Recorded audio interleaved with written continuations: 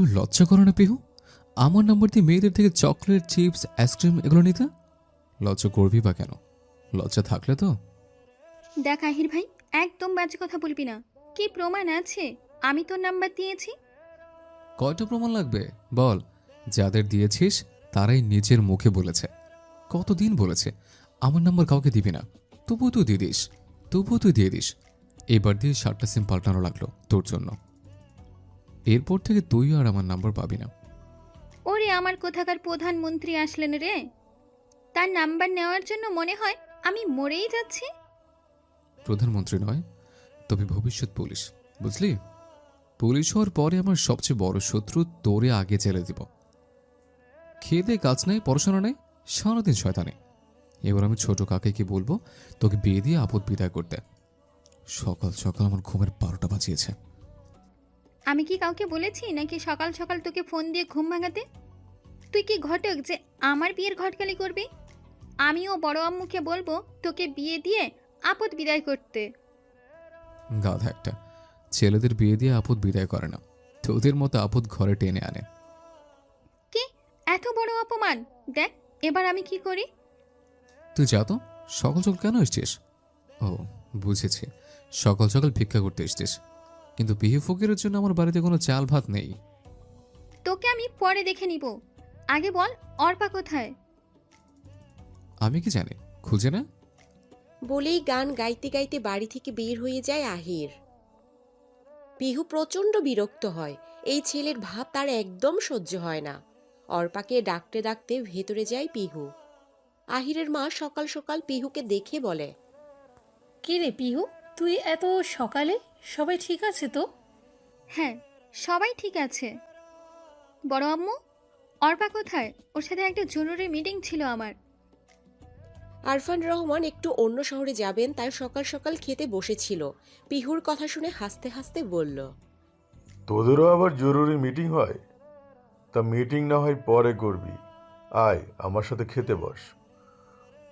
তোর বড় আম্মু আজকে ফজরে রান্না করেছে, খেতে খেতে আমিও শুনি তোদের মিটিংয়ের বিষয়বস্তুটা কি। কথা বলতে বলতে অর্পাও হাজির। না বড় আব্বু, আমরা ছোট বলে কি আমাদের প্রাইভেসি নেই নাকি? এখন খেতে ইচ্ছে করছে না, তোমরা খেয়ে নাও। অর্পা তুই চল। আর একটা কথা, তোমাদের বাড়িতে নাকি আজকে পিঠা খাওয়ার দাওয়াত? হ্যাঁ, কিন্তু তোর দাওয়াত সব সময়। খেয়ে তারপর যাবি। দুজন একসাথে বের হলে কখন ফিরবি ঠিক নেই। না খেলে যেতে দিব না। আয় তাড়াতাড়ি বস তো, আমার অনেক কাজ আছে। কথাগুলো বলেই খাবার পরিবেশন করতে লাগলো পিহুর বড় আম্মু। বাধ্য হয়ে দুজন খেতে বসলো। তখনই রুমে আসলো আহির। আগে বুঝেছিলাম শুক্রবারে সকাল সকাল কোনো ফকির ছাড়া আর কেউ আসবে না। তা কাকিমণি কি তোকে ঘর থেকে বের করে দিয়েছে নাকি? পিহু ছলছল চোখে আরফান রহমানের দিকে তাকালে তিনি আহিরকে একটা ধমক দিয়ে খেতে বসতে বলেন। আহির বাবাকে উপস্থিত দেখে আর কিছু না বলে খেতে বসে পড়ে। পিহু মিটমিট করে হাসছে। বিষয়টা আহির খেয়াল করলেও এখন আর কিছু বলে না, চুপচাপ খেয়ে উঠে গেল। বাবার সাথে সম্পর্কটা তার ভালো যাচ্ছে না। পিহুর বাবারা 3 ভাই বোন। সবার বড় আরফান রহমান, ওনার এক ছেলে এক মেয়ে। মেজো আরাফ রহমানের 2 ছেলে, ছোট আহান রহমানের এক মেয়ে, আর অনিমা রহমান ওনার এক ছেলে। মাঝে মাঝে ভাইয়ের সংসারে এসে অশান্তি লাগানোই তার কাজ। বর্তমানে 3 ভাই মিলে ব্যবসা করে আর ছেলে মেয়েদের মানুষ করছে। 3 ভাইয়ের আলাদা আলাদা বাড়ি হলেও মনের কোনো দূরত্ব নেই। আহিরের পুলিশ হওয়ার ইচ্ছাটা আরফান রহমানের একদম পছন্দ না, কিন্তু আহির যতবার এর কারণ জিজ্ঞেস করেছে ততবারই এড়িয়ে গেছেন তিনি। শীতকালে পিঠাপুলির উৎসব শীতকে যেন আরও জাঁকজমক করে তোলে। বাড়িতে মেহমানদের যেন মেলা বসে যায়। গ্রামে হোক বা শহর, শীত মানেই পিঠাপুলির উৎসব। হরেক রকমের পিঠা, কত শত নকশাই না থাকে সেই পিঠাতে।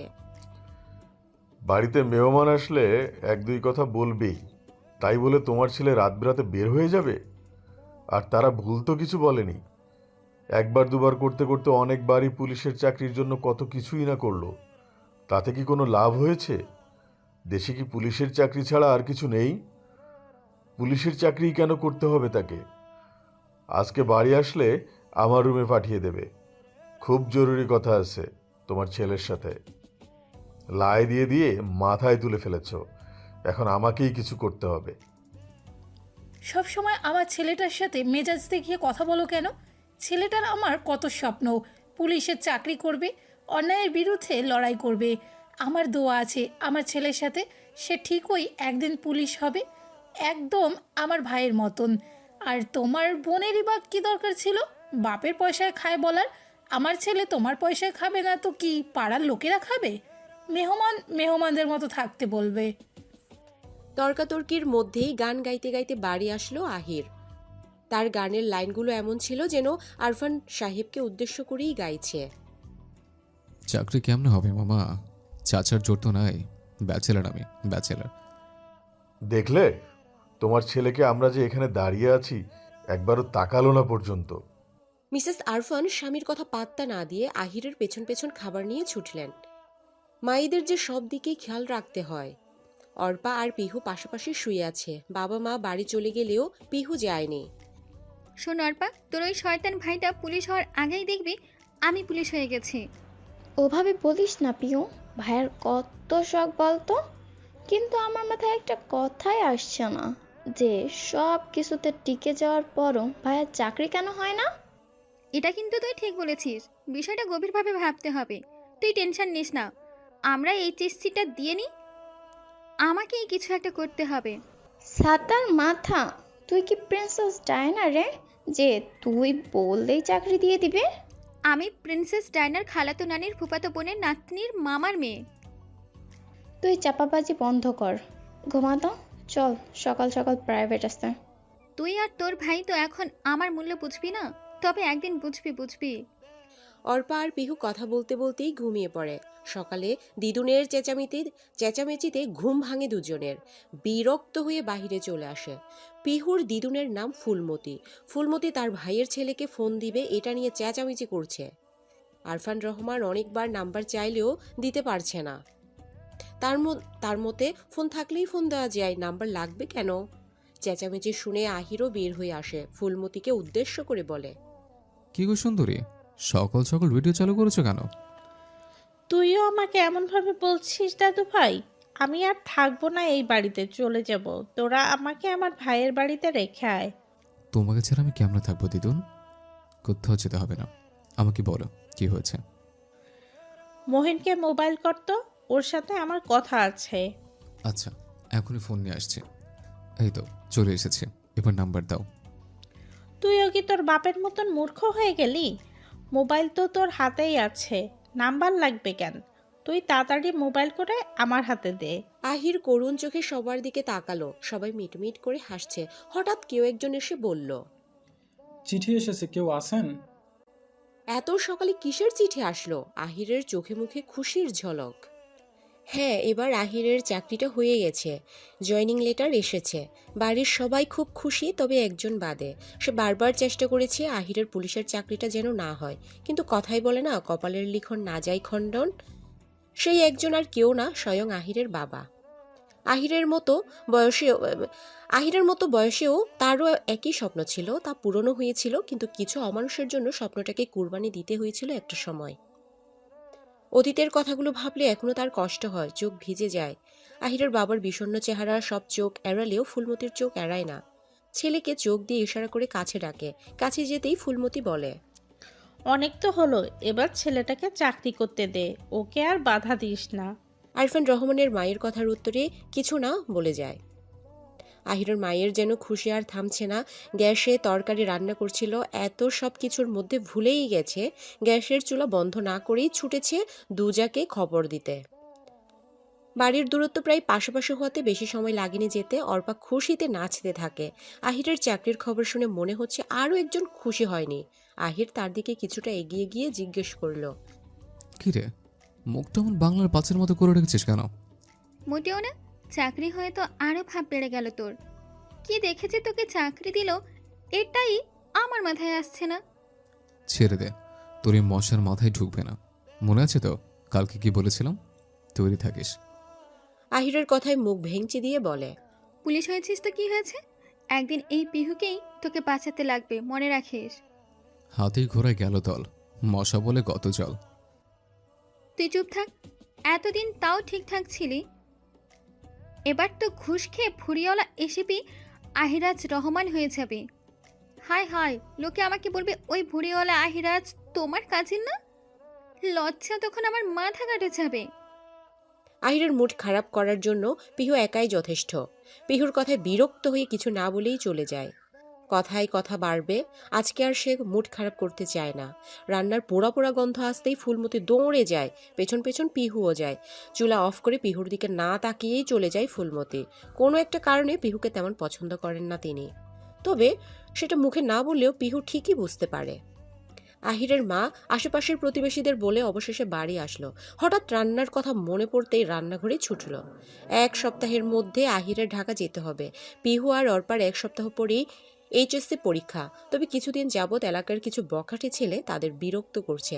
আহিরের রকচটা স্বভাবের জন্য অর্পা তাকে কিছু বলেনি এতদিন, তবে এবার না বললেই নয়। বিকেলে আহির বাড়ির বাহিরে বসে বন্ধুদের চাকরি হওয়ার খবর বলছিল। এমন সময় পিহু আর অর্পা সেখানে হাজির। পুলিশ সাহেব, আমার একটা কেস করার আছে, বিষয়টা খুব সাংঘাতিক, তাড়াতাড়ি সমাধান করতে হবে। আহির ফোন রেখে বলে, কেন, কি হয়েছে? কোনো সমস্যা হয়েছে নাকি মজা করছিস? আর এতদিন তো ভাই বলতে, তাও নাম ধরে ভাই বলতে, এখন আবার অন্য সুর, বলে ফেল তাড়াতাড়ি। অর্পা বলে, না, ভাইয়ার বিষয়টা সত্যিই সিরিয়াস, তো একটু ঠান্ডা মাথায় শোন। আহিরা এবার সিরিয়াস হয়ে বলে, কি হয়েছে? পুলিশ সাহেব, আপনি আগে আমার কথা শোনেন। আমরা যেখানে যাই সেখানেই যাই, আমাদের দেখে গান গায়, যেতে বললে যায় না, রাত বিরাত নেই, যখন তখন বিরক্ত করতে চলে আসে। আহির আবার প্রচন্ড রেগে যায়, রেগে বলতে থাকে, কি এমন করছে? একবার বল, শুধু খুন করে ফেলবো। কথা দিলেন কিন্তু মনে রাখবেন, আগে কথা শেষ করতে দিন। আবার মাঝে মাঝে আমাকে কামড় দেয়, অনেকবার মারার চেষ্টা করেছি, করেও ব্যর্থ হয়েছে, তাই আপনার সাহায্য চাই। আহির এবার জোরে চিৎকার দিয়ে বলে, নামটা বলতে বলছে। ওর তো নিজস্ব কোনো নাম নেই, বাবা মা নাম রাখেনি, তবে বংশগত একটা নাম আছে। অর্পা অবাক চোখে পিহুর দিকে তাকিয়ে আছে। কি বলছে এসব, ও নিজেও বুঝতে পারছে না। আহির বিরক্ত হয়ে বলে, বংশগত নামটাই তুই বল। না হয় আমরা একটু বেশি সুন্দরী, তাই বলে এইভাবে আমাদের সাথে। কান্নার অভিনয় করতে থাকে।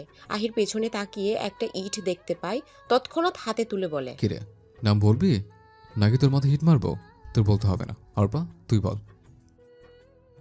অর্পা নিজেও আমতা আমতা করতে থাকে। আহির বলে, তোদের দুজনকে চড়িয়ে কথা বের করতে হবে নাকি? আসলে আহির ভাই, ওর নাম হচ্ছে মশা। আহির হতভম্ব হয়ে তাকিয়ে আছে। এই মেয়ের মাথায় গন্ডগোল আছে সে জানতো, তবে এত বেশি তা জানতো না।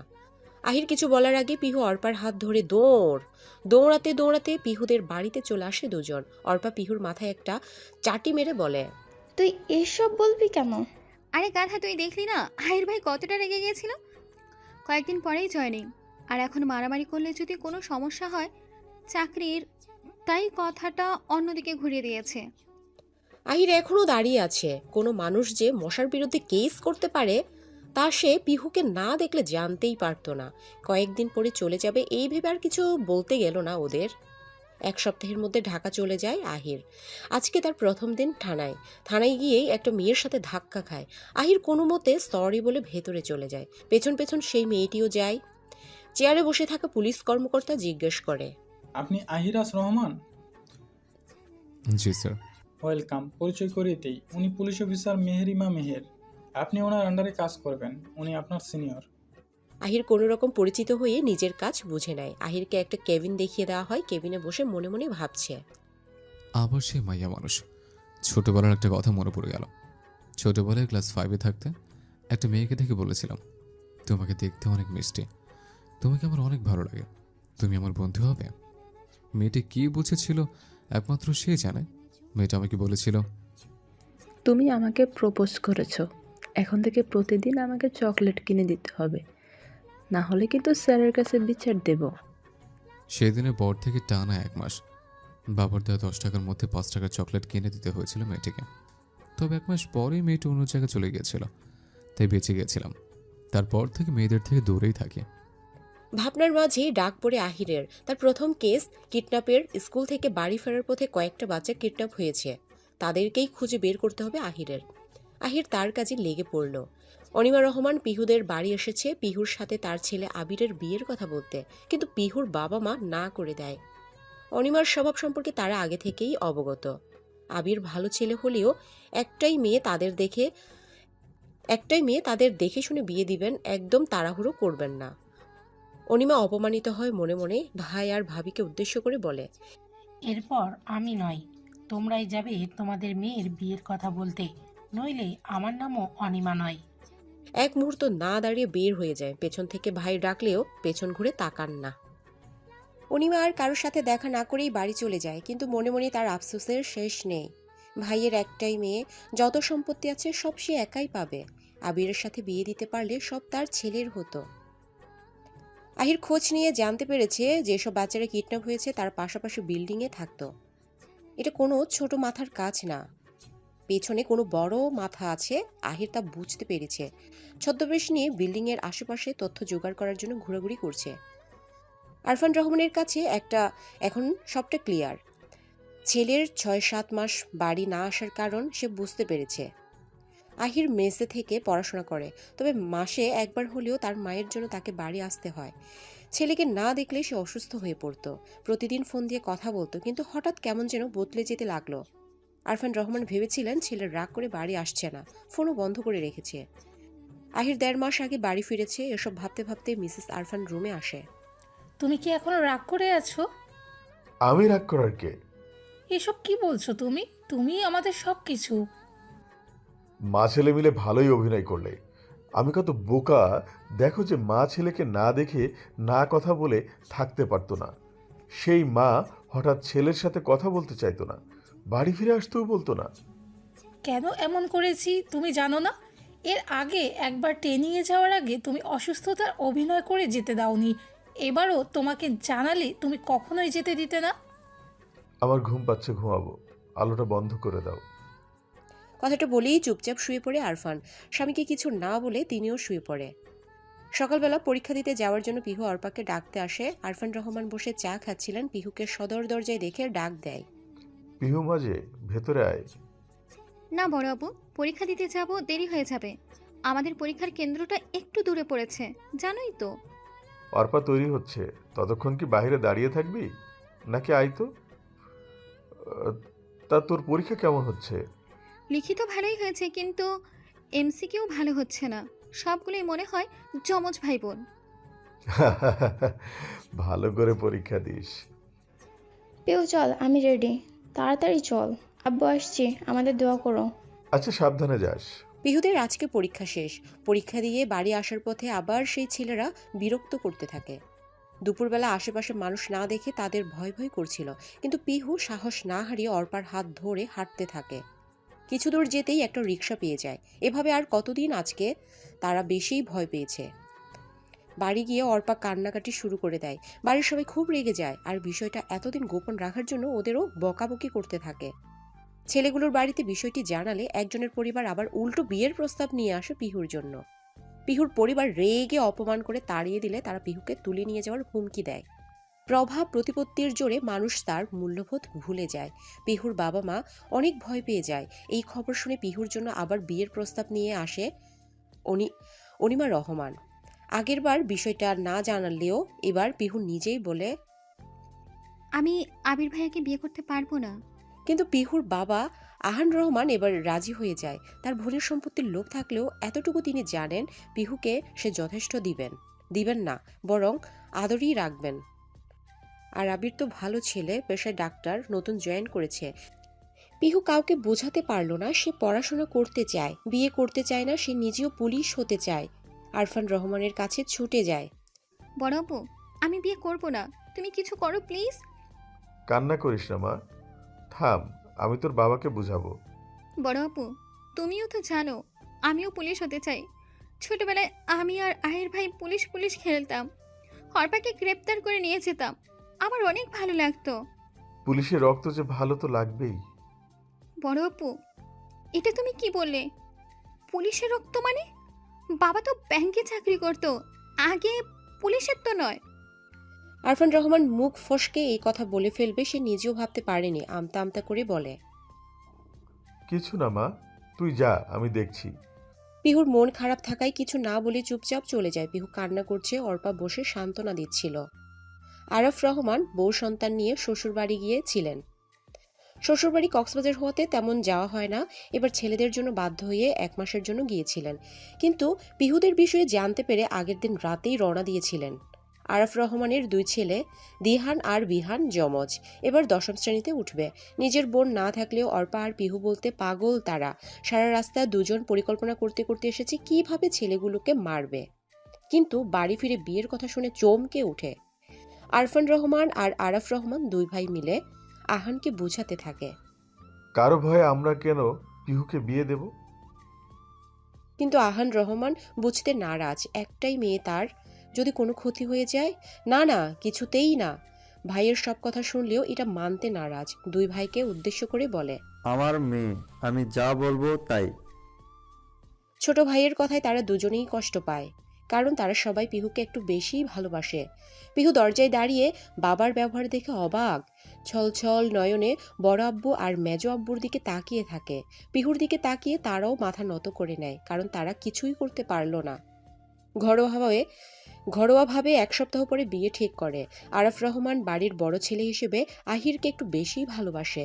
2 ভাই বিয়েতে থাকতে রাজি হয়নি, তাই আহিরকে ফোন দিয়ে বাড়ি আসতে বলে। আহির পিহুর বিয়ের কথা শুনে চমকে উঠে। এত তাড়াতাড়ি বিয়ে ঠিক করার লোক তো কাকাই না, নিশ্চয়ই কোনো সমস্যা হয়েছে। তার থেকেও বেশি চমকে উঠে আবিরের সাথে বিয়ের কথা শুনে। কাকাই, আমি আসবো, তুমি টেনশন করো না। আহির আবিরকে ফোন দেয়। কি রে ভাই, এসব কি শুনছে? তুই পিহুকে বিয়ে করবি? না রে শালা, তুই কিছু কর, মামার কোনো কথাই শুনছে না। আমার বিয়ে ঠিক করে এসেছে, তাও না জানিয়ে। কিন্তু আমি বুঝলাম না পিহু রাজি হলো কেন। আমার মনে হয় না ও রাজি হয়েছে, কিন্তু তোর যে গার্লফ্রেন্ড আছে তার কি হবে? 1 মাস হলো আমার ব্রেকআপ হয়েছে, কিন্তু ওকে ভোলা আমার পক্ষে অসম্ভব। তাহলে আর কি, বিয়ে করে নে। তুই বলছিস? ভাই, এবার বাঁচ আমাকে। লজ্জা করো না তোর? আমার কাছে সাহায্য চাচ্ছিস? আমি কিছু করতে পারবো না, তুই নিজে বিয়ে ভাঙবি। রাখছে। আরে শোন, যা রেখে দিল। সবাই আমাকে কি পেয়েছে, আজব লোকজন। আবির পিহুকে ফোন দেয়। আহিরের নতুন নাম্বার হওয়াতে পিহু চিনতে পারে না। কয়েকবার রিং হয়ে বন্ধ হয়ে যায়, একটু পরে আবার বেজে ওঠে। এবার কল রিসিভ করে সালাম দেয় পিহু। ফোন ধরতে এত দেরি হয় নাকি? বিয়ের জন্য 7 দিন আগে থেকে রূপচর্চা বসছিস? তুই? হ্যাঁ, কেন? আবার কি ভেবেছিলে? আমার মন ভালো নেই আহির ভাই, তুই প্লিজ মজা করিস না। আরে কাঁদছিস কেন? তোর কাজ সবাইকে বিরক্ত করা, কান্নাকাটি করা না। আহির ভাই, কি দরকার বলে ফোন কেটে দে। কথা বলতে ভালো লাগছে না। আচ্ছা শোন, রাগিস না। তোর মতো আপদকে আরো কিছুদিন বাড়ি রাখার সুযোগ আবিরই করে দিবে। মানে? তোর চিকন মাথায় ঢুকবে না, যা হচ্ছে হতে দে, চিলপেতনি। হ্যালো হ্যালো আহির ভাই, শোনো। কি বুঝলো? কোনো কারণ ছাড়া আহির ভাই কিছু বলে না, তার মানে আমার বিয়েটা হবে না। ইয়া, কি আনন্দ আকাশে বাতাসে।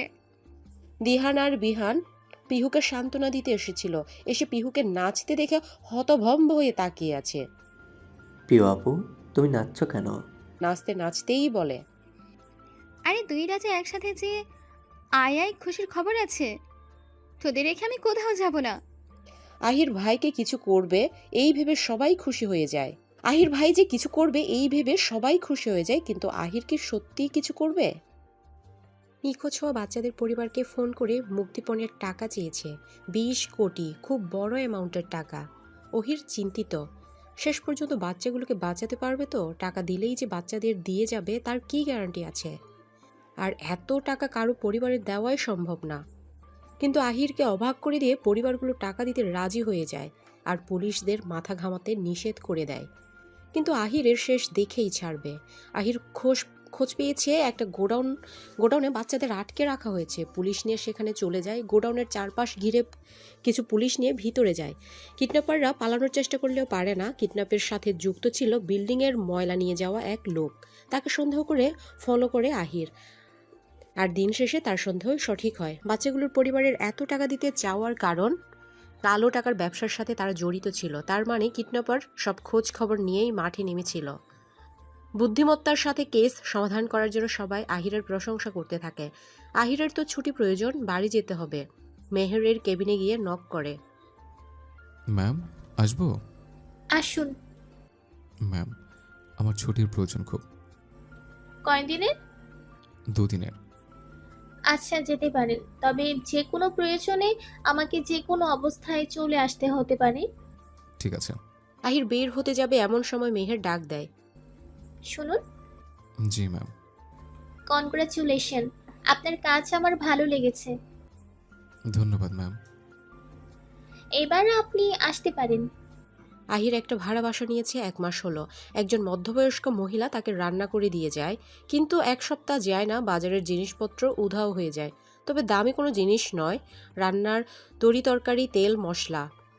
কাজটা কার আহির বুঝতে পারলেও কিছু বলে না। ঢাকা শহরে বিশ্বস্ত লোক পাওয়া কঠিন। পুলিশের বাড়িতেও চুরি। আহির মনে মনে ভেবে হাসে। মহিলার টিকটিকে 2 দিনের ছুটি দিয়ে বেরিয়ে পড়ে বাসের উদ্দেশ্যে। পিহুর এবার খুব টেনশন হচ্ছে, রাতে ওর বিয়ে, কিন্তু আহির ভাই এখনও আসলো না। তাহলে কি ও কিছু করবে না? এদিকে আবির ভাইয়েরও কোনো খবর নেই। আহিরকে অনেকবার ফোন দিলেও পিহুর ফোন রিসিভ করে নাই। যেহেতু ঘরোয়াভাবে বিয়েটা হবে, কাছের কয়েকজন লোক ছাড়া তেমন কেউ নেই। সন্ধ্যার দিকে আবিরের আসার কথা থাকলেও আবির আসে না। অনিমা বারবার ছেলেকে ফোন দিয়েও পায় না। আবির পালিয়েছে, সে কিছুতেই পিহুকে বিয়ে করবে না। মাকে এতদিন বুঝিয়েও লাভ হয়নি। আবির পিহুর ফোনে একটা মেসেজ দেয়। পিহু, তোকে আমি সারা জীবন আমার বোনের চোখে দেখেছি, আর আমি অন্য কাউকে ভালোবাসি তোকে বিয়ে করতে পারবো না। তুইও রাজি না এই বিয়েতে, আমি জানি। আমি পালিয়ে যাচ্ছি, বাকিটা তুই আর আহির মিলে সামলে নিস। পিহুকে বিছানায় বসিয়ে সাজাচ্ছিল অর্পা। হঠাৎ পিহু উঠে নাচতে শুরু করে। অর্পা অবাক হয়ে জিজ্ঞেস করে। পিহু ফোন এগিয়ে দেয়। মেসেজটা দেখে অর্পাও খুব খুশি হয়। অর্পার মাও তাকে নানার বাড়ি পাঠিয়ে দিবে পিহুর বিয়ের পর, সেখানে থেকে পড়াশোনা করবে। কিন্তু পিহু বা অর্পা কেউ রাজি নয়। অর্পা রে, এখনো তো তোর শয়তান ভাইটা আসলো না রে। টেনশন করিস না, ভাইয়া চলে আসবে। আর বড় কথা, তোর বিয়েটা তো হচ্ছে না। আবির আহান রহমানের ফোনেও একটা মেসেজ পাঠায়। ছোট মামা, আমি পিহুকে বিয়ে করতে পারবো না, আমাকে মাফ করে দিও। আহান রহমান নিচে বসে পড়ে। অনিমা রহমানকে জিজ্ঞেস করে। আবির এই বিয়েতে রাজি ছিল না। মাথা নিচু করে অনিমা উত্তর দেয়। না। কেন করলি এমন? আমাকে আগে বিষয়টা জানাতে পারতি। কাজই চলে এসেছে, এখন কি করব আমি? কিছুই করতে হবে না কাকাই। আহির বাবা, তুই এসেছিস? দেখ না আবির কি বলছে। কাকাই, অন্যর ভয়ে তুমি পিহুকে কেন বিয়ে দিবে? আমরা আছি না, আমি এর সমাধান করেই যাব। আহান রহমান এবার বলে। আজকে আমার মেয়েকে বিয়ে দেব, যেভাবেই হোক। সবাই চমকে উঠে। আহির নিজেও এবার অবাক হয়। এখন সে কি করবে? পিহুর মা এবার বলে। না, কিছুতেই না, মেয়ে তোমার একার না। আরফান রহমান বলে। পিহুর বিয়ে হবে আহিরের সাথে। সবাই হতভম্ব হয়ে তাকিয়ে আছে। আহির আর পিহু অবাক চোখে একে অপরের দিকে তাকিয়ে বলে। না, অসম্ভব, কখনো না। বাসুর ঘরে বসে আছে পিহু। হ্যাঁ, সবার সিদ্ধান্তে বাধ্য হয়েই তাদের বিয়েটা করতে হয়েছে। ফুলমতি অনেক চেষ্টা করেছিলেন বিয়েটা যেন না হয়, কিন্তু অবশেষে তাদের বিয়েটা হয়েই গেল। মিসেস আরফান প্রথমে রাগারাগি করলেও পরে রাজি হয়ে যায়। আর পিহুর বাবা মা, তারা তো অনেক খুশি। বাড়ির মেয়ে বাড়িতে থাকবে, সারা জীবন চোখের সামনে থাকবে। এর থেকে আনন্দ আর কি হতে পারে বাবা মার? পিহু আর আহিরকে যখন কবুল বলতে বলা হয়, আহির তেমন সময় না নিয়েই বলে দেয়। আর পিহু, সে তো কান্নাকাটি শুরু করে দিয়েছিল বিয়ে করবে না বলে। সবার ধমক খেয়ে 1 ঘন্টা পরে কবুল বলেছিল। আহির প্রচণ্ড বিরক্ত হয়েছিল। একে তো জার্নি করে এসেছে, আবার খুব ক্ষুধাও পেয়েছে। বাধ্য হয়ে দিহান আর বিহানকে দিয়ে খাবার এনে খেতে শুরু করেছিল। বাহিরের লোক না থাকায় কেউ কিছুই বলে না আহিরকে। বাইরের সবাই বুঝতে পেরেছিল আহিরের দিকটা। পিহু বসে থাকতে থাকতে বিরক্ত হয়ে যায়। ওয়াশরুমে গিয়ে শাড়ি চেঞ্জ করে ফ্রেশ হয়ে আসে। ঘড়িতে 2টো বাজে। পিহুর খুব ঘুম পেয়েছে, তাই শুয়ে পড়ে। একটু পরেই আহির রুমে আসে। এসে দেখে পিহু ঘুমাচ্ছে। কি রে মরানি, ঘুমাচ্ছিস কেন? কাছে ঘুম ভেঙে যায় পিহুর। বিরক্ত নিয়ে উঠে বলে। কি সমস্যা, ডাকছিস কেন? আমি ঘুমাবো। কার থেকে আমার শ্বশুর যৌতুক দিয়েছে? জায়গায় সব জায়গায় দখল করে ঘুমাচ্ছিস? শোন আহির ভাই, আমি পুরো খাটে একাই ঘুমাবো, তুই সোফায় অথবা নিচে ঘুমা। আস্তাগফিরুল্লাহ, বেয়াদব মাইয়া। জামাইরে কেউ ভাই বলে? এটা বাংলা সিনেমা পাস নাই যে বাংলা সিনেমার ডায়লগ দিবে। আমি আপনাকে স্বামী হিসেবে মানি না। খবরদার আমার কাছে আসার চেষ্টা করবেন না, আমি কিন্তু নিজেকে শেষ করে দিব। আপনি আমার শরীর পেলেও মন পাবেন না। আমার মন প্রাণ জুড়ে শুধুই আমার ড্যাশ। পিহু বিরক্ত চোখে তাকিয়ে আছে, এবার আর শুধু তাকিয়ে থাকতে পারলো না। তুই একটা অসহ্য করলো। আমি কেমন তা শুনতে চাইনি। তুই আমার বিয়ে করার বউ, আমি এখন থেকে যা বলবো তুই তাই করবে। অনেক জ্বালাইছিস পিহু, এবার তোরে পাইছে। আহা, ব্লেন্ডারে ব্লেন্ড করবো তোরে এখন। আমি বড় আব্বুকে বলে দিব। কালকে তোকে আমি ঢাকা নিয়ে যাব, তখন বড় আব্বু কই পাবে। চুপচাপ বসে থেকে আমার পা টিপতে থাক। বলে আহির শুয়ে পড়ে। পিহু কিছু না বলে চুপচাপ পা টিপতে শুরু করে। একটু সময়ের জন্য ভুলেই যায় তাদের জোর করে বিয়ে দেওয়া হয়েছে। আহিরকে কিভাবে শায়েস্তা করবে ভাবতে থাকে। কিরে, আমার শ্বশুর কি তোকে খেতে দেয়নি? হাতে শক্তি নেই? টেনশন নাই, ঢাকা গিয়ে তোর ভিটামিন কিনে দেবো।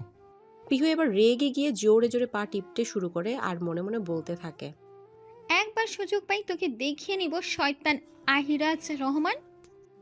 1 ঘন্টা যাবৎ পা টিপতে টিপতে ক্লান্ত পিহু, কিন্তু আহির কিছুতেই ঘুমাচ্ছে না। কিরে, হাত চলে না কেন? পানি দিয়ে তোর গলাটা দে, তাহলেই বুঝবি হাত চলে কিনা। হায় হায়, তুই তো দেখছি ডেঞ্জারাস মাইয়ারে। বিয়ের রাতে স্বামীকে মেরে ফেলার প্ল্যান করছিস? হয়, তাতেই আমার শান্তি। কালকের খবর হেডলাইন হবে, বিয়ের রাতে বউয়ের হাতে স্বামী খুন। আসল কারণ কি? মেয়ের কি তাহলে অন্য কারোর সাথে কিছু ছিল, নাকি অন্য কিছু? জানতে আমাদের সাথেই থাকুন। তুই চুপ করবি এবার, কিন্তু বেশি বেশি বলছিস। যা, আজকের মতো ঘুমিয়ে পড়, কালকে বলার আগে কাজে লেগে পড়বি, বুঝলি? সুযোগ আমারও আসবে, মনে রাখিস। কখন থেকে তুই আমাকে তুই তুই করছিস কেন? স্বামী হই তোর আমি, সম্বন্ধে কথা বলবে, হয় তুমি বলবি নইলে আপনি, মনে থাকবে। পারবো না, তুই তো আমাকে তুই বলছিস তার বেলায়। তোর সাথে কথা বলাই ভুল। পিহু মুখ ভেঞ্চি দিয়ে শুয়ে পড়ে। আহিরও আর কিছু না বলে ঘুমিয়ে পড়ে। পিহু এখনো এটাই ভাবছে তার আর আহিরের সম্পর্ক আগের মতোই আছে, সাপাল নিউলের মতো। সকালে পিহুর আগেই ঘুম ভেঙে যায়। রান্নাঘরে গিয়ে দেখে বড় আম্মু চা বানাচ্ছে। বড় আম্মু কি করছো? চা বানাচ্ছি, দেখতে পাচ্ছিস না? পাচ্ছি, কিন্তু তুমি কি রেগে আছো? আমি আর আহির ভাই কেউ তো রাজি ছিলাম না, তুমি কিছু করলে না কেন? প্রথম কথা, রাগ করে লাভ নেই, যা ভাগ্যে ছিল তাই হয়েছে। আর দ্বিতীয় কথা, আমি যেন আর কখনো আহিরকে ভাই বলা না শুনি। আচ্ছা বড় আম্মু, যা সবাইকে চা দিয়ে আয়। ঠিক আছে। পিহু বুঝতে পারে তার বড় আম্মু মুখে কিছু না বললেও মনে মনে রাগ করেই আছে। বসার রুমে এসে দেখে ফুলমতি আর আরফান রহমান বসে আছে। বড় আব্বু তোমার চা। তুই কেন আনলি? তোর বড় আম্মু কই? সমস্যা নেই বড় আব্বু, কাজ করছে। দিদুন তোমার চা। বড় খোকা, ওকে বলে দে ওর হাতের থেকে আমি কিচ্ছু খাবো না। মা, এসব কি বলছো? পিহু, আমি খাবো, আমাকে দে। পিহু পেছনে তাকিয়ে দেখে আহির ঘুম থেকে উঠে পড়েছে। পিহুকে কিছু বলার সুযোগ না দিয়ে চা নিয়ে খেতে শুরু করে। চায়ে চুমুক দিতে দিতে আরফান রহমানকে উদ্দেশ্য করে বলে, বাবা, রাতে আমি আর পিহু চলে যাব, আর বখাটে ছেলেগুলোর একটা ব্যবস্থা করে যাব। অর্পাকে কোথাও পাঠাতে হবে না, তোমাদের কাছে রাখো। পিহু বলে, আমি যাব না, আর গেলে অর্পাকে সাথে নিয়ে যাব। সামনে অ্যাডমিশন, তোরা দুটো একসাথে থাকলে আর পড়া হবে না, তাই আলাদাভাবেই প্রিপারেশন নেবে। আর যদি এক জায়গায় চান্স পাস তাহলে তো আবার এক হয়ে যাবে। আরফান রহমান বলে, আচ্ছা, কিন্তু পিহুর বাবা মার সাথে একটু কথা বলে নিস। ঠিক আছে, পিহু তোর কাগজপত্র রেডি করে রাখ, যা। পিহু বাড়ি গিয়ে মরা কান্না জুড়ে দেয়। সে কিছুতেই আহিরের সাথে যাবে না। বাধ্য হয়ে আহান রহমান একটা ধমক দিয়ে চলে যায়। সেই থেকে বলে যাচ্ছে, আব্বু আর আমায় ভালোবাসে না, বিয়ে দিয়ে আমায় পর করে দিয়েছে। আর আসবো না আমি কখনো, তোমরা ভালো থেকো। বিড়বিড় করতে করতে কাপড় গোছাচ্ছে। পিহুর মার সাথে সাহায্য করছে। মেয়েকে ছেড়ে 2 দিনের বেশি থাকেনি, এখন দিনের পর দিন কেমনে থাকবে? বুক ফেটে কান্না আসছে তার, তবুও মুখে কিছু বলছে না। পিহু একবার বুঝতে পারলে কিছুতেই যেতে চাইবে না। পিহুর সামনে যতই কঠিন হয়ে থাকুক আহান রহমান, শুধুমাত্র সে নিজেই জানে তার মনের মধ্যে কি চলছে। মনে মনে পিহুকে উদ্দেশ্য করে বলে, আমার উপর রাগ করিস না মা, আমি যে কাউকে কথা দিয়েছিলাম তোকে দেখে রাখবো, তোর কোনো ক্ষতি হতে দেব না। ওই বখাটেগুলো চেয়ারম্যানের চেলা, পুলিশ যতই থাকুক তারা সবসময় দেরিতেই আসে। এসব ভাবতে ভাবতে 2 ফোঁটা চোখের পানি গড়িয়ে পড়ে আহান রহমানের। খুব সাবধানে তা মুছে ফেলে। কেউ যদি দেখে ফেলে তখন কে বলবে? আহির ছেলেগুলোকে মেরে থানায় রেখে আসে। রাতে পিহুকে নিয়ে বাসায় যেতে যেতে মাঝরাত হয়ে যায়। পিহুর অনেক মন খারাপ। বাসে একটা কথাও বলেনি আহিরের সাথে, তাই আহিরও আর কিছু বলেনি। রাতের খাবার না খেয়েই দুজনে শুয়ে পড়ে। সকালে আহিরের ঘুম ভাঙে। আজকেও তার ছুটি। দুদিনের ছুটি নিয়েছিল সে পিহুকে কোচিংয়ে ভর্তি করে দেওয়ার জন্য, একদিন হাতে রেখেই এসেছে। পিহুর ঘুম থেকে উঠতে উঠতে অনেক বেলা হয়ে যায়। তবে আহির তাকে একবারও ডাকেনি ভেবে কিছুটা অবাক হয়। ফ্রেশ হয়ে বাহিরে এসে দেখে আহির চা নিয়ে পাউরুটি খাচ্ছে। পিহুকে উঠতে দেখে বলে, মরণের ঘুম ভাঙলো তাহলে? হুম। এটাই, খেয়ে নে। আপাতত বাইরে খেতে নিয়ে যাবো। আর শোন, প্রয়োজনীয় জিনিস নিয়ে নিস, কোচিংয়ে ভর্তি করে দিব আজকে, পড়ার সময় পাবো না। ঠিক আছে। তোর কি এখনো মন খারাপ? না। ছাগলে তাহলে চুপ থাকে। তুই কিন্তু আমাকে অপমান করছিস। পুলিশকে তুই করে বলিস? এত বড় সাহস তোর! আজকে তোকে থানায় নিয়ে আসবো। তো কি আপনি বলবো? আপনি বা তুমি যা ইচ্ছে বলতে পারিস, কিন্তু তুই বলিস না। লোকে শুনলে কি বলবে? তুমি বলতে পারবো না। তুমি বলে আমার কাছের মানুষ মনে হয়, কিন্তু তুই তো আমার পর, আমার বড় শত্রু। তাই মানুষের সামনে আপনি বলবো, কিন্তু একটা শর্ত আছে, তোকেও আপনি বলতে হবে। হাসালি, তোকে আমি আপনি বলবো? তাহলে আমিও বলবো না। আচ্ছা, তুই যা বললি তাই হবে। আর শোন, কালকে থেকে আমি থানায় সকাল সকাল বের হয়ে যাব। তুই সকালে খেয়ে কোচিংয়ে চলে যাবি। সকাল সকাল থানায় গিয়ে কি করেন? কাজে যাই, ঘুরতে না। কি জানি, সব সময় তো পুলিশ শুধু লেট করে। খুন হওয়ার পরে পুলিশ গিয়ে বলবে আমরা খুনিকে বের করব, আপনারা চিন্তা করবেন না। কেন রে, আগে যেতে পারিস না? তাহলে লোকগুলো বেঁচে যায়। তোর সাথে কথা বলাও ভুল। যা, রেডি হয়ে নে। যাচ্ছি। তবে একটা কথা, সেদিন টেলিভিশনে দেখলাম এক লোক সুসাইড করার জন্য 5 তলায় উঠেছে। যখন তখন লাফ দিবে, এমন সময় পুলিশ এসে বলো তাড়াতাড়ি নেমে আসুন, নইলে কিন্তু গুলি করে মারবো। তোকে কিন্তু আজকে। পিহু হাসতে হাসতে দৌড়ে চলে যায়। এবার ওর ভালো লাগছে আহিরকে বিরক্ত করতে পেরে। আহির আর কিছু বলল না। যাক, ওকে বিরক্ত করে হলেও হেসেছে তো। আহির পিহুকে নিয়ে বেরিয়ে পড়লেও কোচিংয়ে পিহুকে ভর্তি করিয়ে দিয়ে একটা রেস্টুরেন্টে যায়। হঠাৎ একটা টেবিলে চোখ যায় পিহুর। আহিরকে উদ্দেশ্য করে বলে, ওটা আবির ভাই না? হ্যাঁ তাই তো, কিন্তু ও এখানে কি করছে? এই দিকে দেখ, এই মেয়েটা ওর দিকেই যাচ্ছে। আবার তুই? অসহ্য। সামনে দেখুন মেয়েটাকে, গার্লফ্রেন্ড নাকি? আরে, এটা তো মেহের ম্যাম। উনি আবিরের গার্লফ্রেন্ড? ম্যাম মানে? আমার অফিসের বস, বুঝছিস? বুঝেছি, চলুন হাতে নাতে ধরি। ঠিক আছে, চল চল। আচমকা কাউকে সামনে বসতে দেখে আবির আর মেহের চমকে ওঠে। আসসালামু আলাইকুম বড় ভাই, কেমন আছেন? আহির, তুই? মেহের অবাক হয়ে বলে, তোমরা দুজন দুজনকে আগে থেকেই চেনো? পিহু বলে, আমরা কাজিন, কিন্তু আপনি কি আমার ভাবি নাকি? মেহের কিছুটা ইতস্তত ভাব নিয়ে বলে। আবির বলে, তোরা থাম, আমি বলছি। মেহেরি আমার গার্লফ্রেন্ড। শালা, তুই তো বলেছিস তোর ব্রেকআপ হয়ে গেছে। পিহুর সাথে বিয়ের কথা শুনে ও আর ঠিক থাকতে পারেনি, আর আমারও বিয়েতে মত ছিল না, তাই আমাদের সব ঠিকঠাক হয়ে গেছে। কিন্তু একটা কথা বল, তোরা দুজন একসাথে, তাও ঢাকায়? আহির কিছুটা রাগ রাগ ভাব নিয়ে বলল, তুই তো পালিয়ে বেঁচে গেলি, কিন্তু আবু তো আমার কপালেই জুটল। আহিরের বাচ্চা আহির, এবার কিন্তু বেশি বলছিস। এক হাতে কখনো তালি বাজে না। তোরা ঝগড়া পরে করবি, আগে বিষয়টা খুলে বল।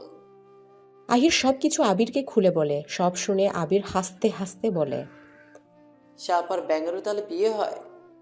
মজা নিচ্ছিস না? তোর বউ পুলিশ, মনে রাখবি, ঝগড়া লাগলে জেলে দিয়ে দিবে। মেহের ভাই বোনদের কথা শুনে হাসতে থাকে। প্রথমে কিছুটা বিরক্ত হলেও এখন তার ভালোই লাগছে। সবাই একসাথে খেয়ে যে যার গন্তব্যে চলে যায়। আহির পিহুকে ভর্তি করিয়ে বাড়ি চলে আসে। আহির ভাবছে কাজের মহিলাটাকে রাখবে নাকি রাখবে না। পিহুকে জিজ্ঞেস করে, তুই কি রান্না বান্না কিছু শিখেছিস? কেন? আসলে আমাকে যে রান্না করে দিয়েছে, ওনার আবার হাত টান দেওয়ার স্বভাব আছে। কিন্তু এখন তো আর একা থাকি না, সাথে একটা বাদরও থাকে। যদি চুরি করে নিয়ে গিয়ে চিড়িয়াখানা রেখে আসে, তখন আমি তোর বাবাকে কি উত্তর দিব? তুই আমাকে এভাবে অপমান করলি? আমি বাঁদর? এখন কি আমাকে কাজের লোক বানাবি? আমি তোকে কখন বাদর বললাম? আহির ভাই, তুই যা তো, তোকে আমার দেখতে ইচ্ছে করছে না। আহির এবার রেগে যায় পিহুর হাত একটু মুচড়ে ধরে বলে, কতবার বলছে ভাই বলবি না, আর তুই তুই করতেও নিষেধ করেছে। পিহুর হাতে ব্যথা লাগায় কান্না করে দেয় আর আহিরকে উদ্দেশ্য করে বলে, আর বলবো না, ছেড়ে দেন। তুই কান্না করছিস কেন? আমি তো আসতেই ধরেছি। আহির হাত ছেড়ে দিলেও পিহুর আর কিছুতেই কান্না থামছে না। কান্না করতে করতেই বলে, আপনি একটা পুলিশ হয়েও বইয়ের উপর অত্যাচার করছেন। আমি বড় আম্মুকে বলে দিব। আহির এবার বিপদে পড়ে যায়। পিহু যদি একবার ওর বাবাকে বলে দেয় তাহলে আহির শেষ। পিহুকে বলে, কান্না থামা প্লিজ, আর কিছু বলবো না তোকে, সত্যি। পিহু বলে, তাহলে আপনার হাতটা দেন। কেন? পিহু কিছু না বলে এবার আরও জোরে জোরে কান্না শুরু করে দেয়। আহির বাধ্য হয়ে হাত এগিয়ে দেয়। পিহু আহিরের হাত ধরে কামড় বসিয়ে ধরে রাখে। আহির কোনো মতে হাত ছাড়িয়ে বলে, রাক্ষসী, এটা কি করলি? এটা বেশ করেছি। তবে রে। দুজন মিলে কিছু সময় দৌড়াদৌড়ি করে বসে পড়ে। রাতের খাবার নিয়ে এসেছে বাহির থেকে। পিহু রাতের খাবার খেয়ে বাড়িতে ফোন দেয়। মিসেস আহানের সাথে কথা বলে সবার খবর নেয়। অর্পার কথা জিজ্ঞেস করতে বলে, আর বলিস না মা, তোরা চলে যাওয়ার পরেই সেই বখাটেগুলোকে ছাড়িয়ে এনেছে কেউ, আর তাই অর্পাকে ওর নানার বাসায় রেখে এসেছে। বাসা একদম ফাঁকা। দিহান আর বিহান তো এসে তোর বাবার সাথে ঝগড়া লাগিয়ে দেয়। কেন তোকে বিয়ে দিল, কেন অর্পাকে পাঠিয়ে দিল, ওরাই নাকি তোদের দেখে রাখতো।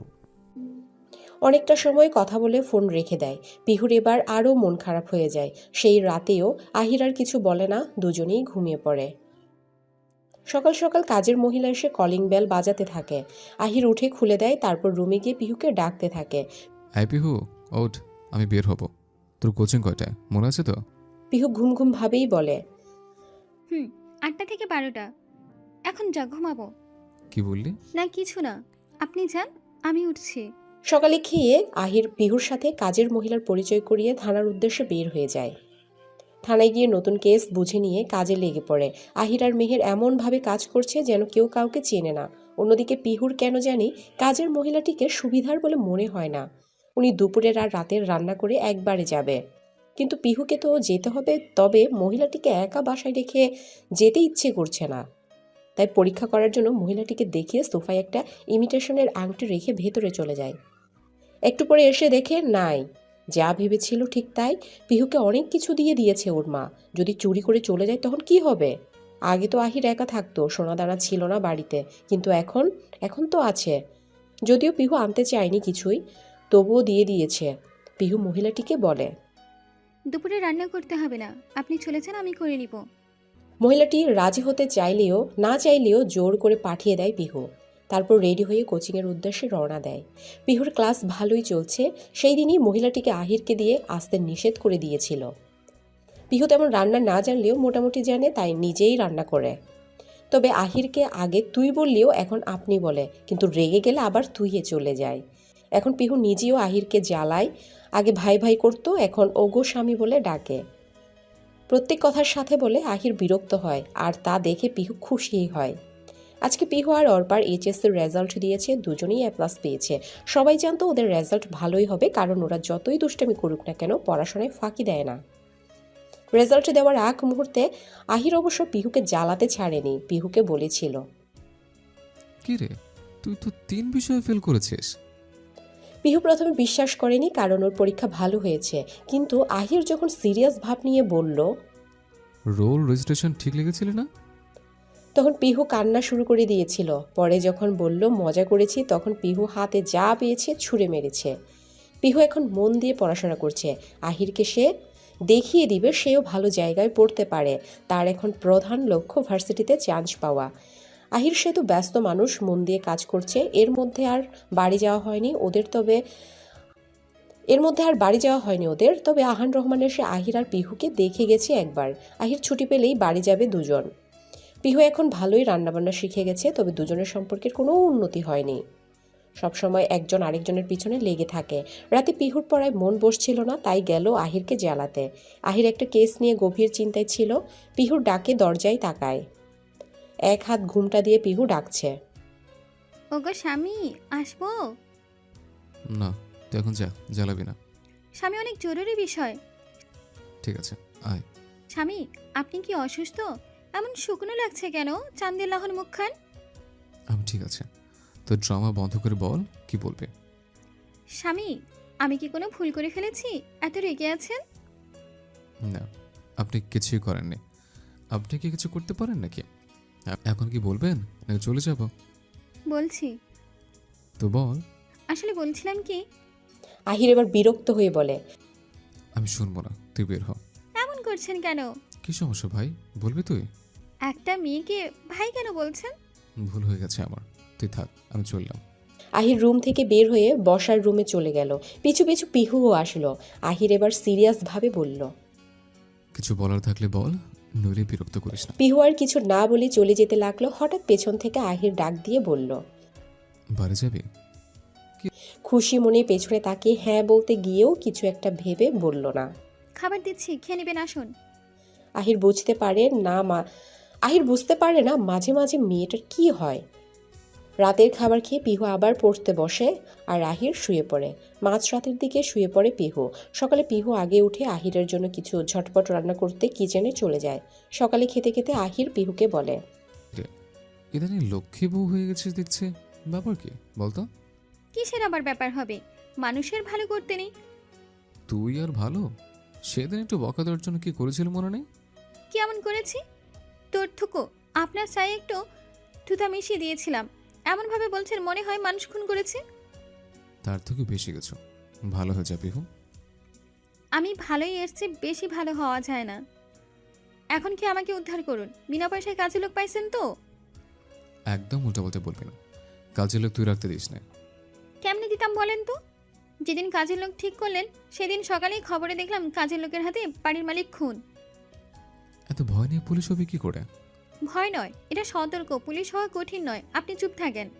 যেদিন আপনি বিপদে পড়বেন সেদিনই পিহুই আপনাকে বাঁচাতে যাবে। তাহলেই হয়েছে, আমাকে বাঁচাতে নয়, তাহলে মারতেই যাবি। তোর নাস্তা বন্ধ, বের হ। খাওয়া হয়ে গেছে, চলে যাচ্ছে।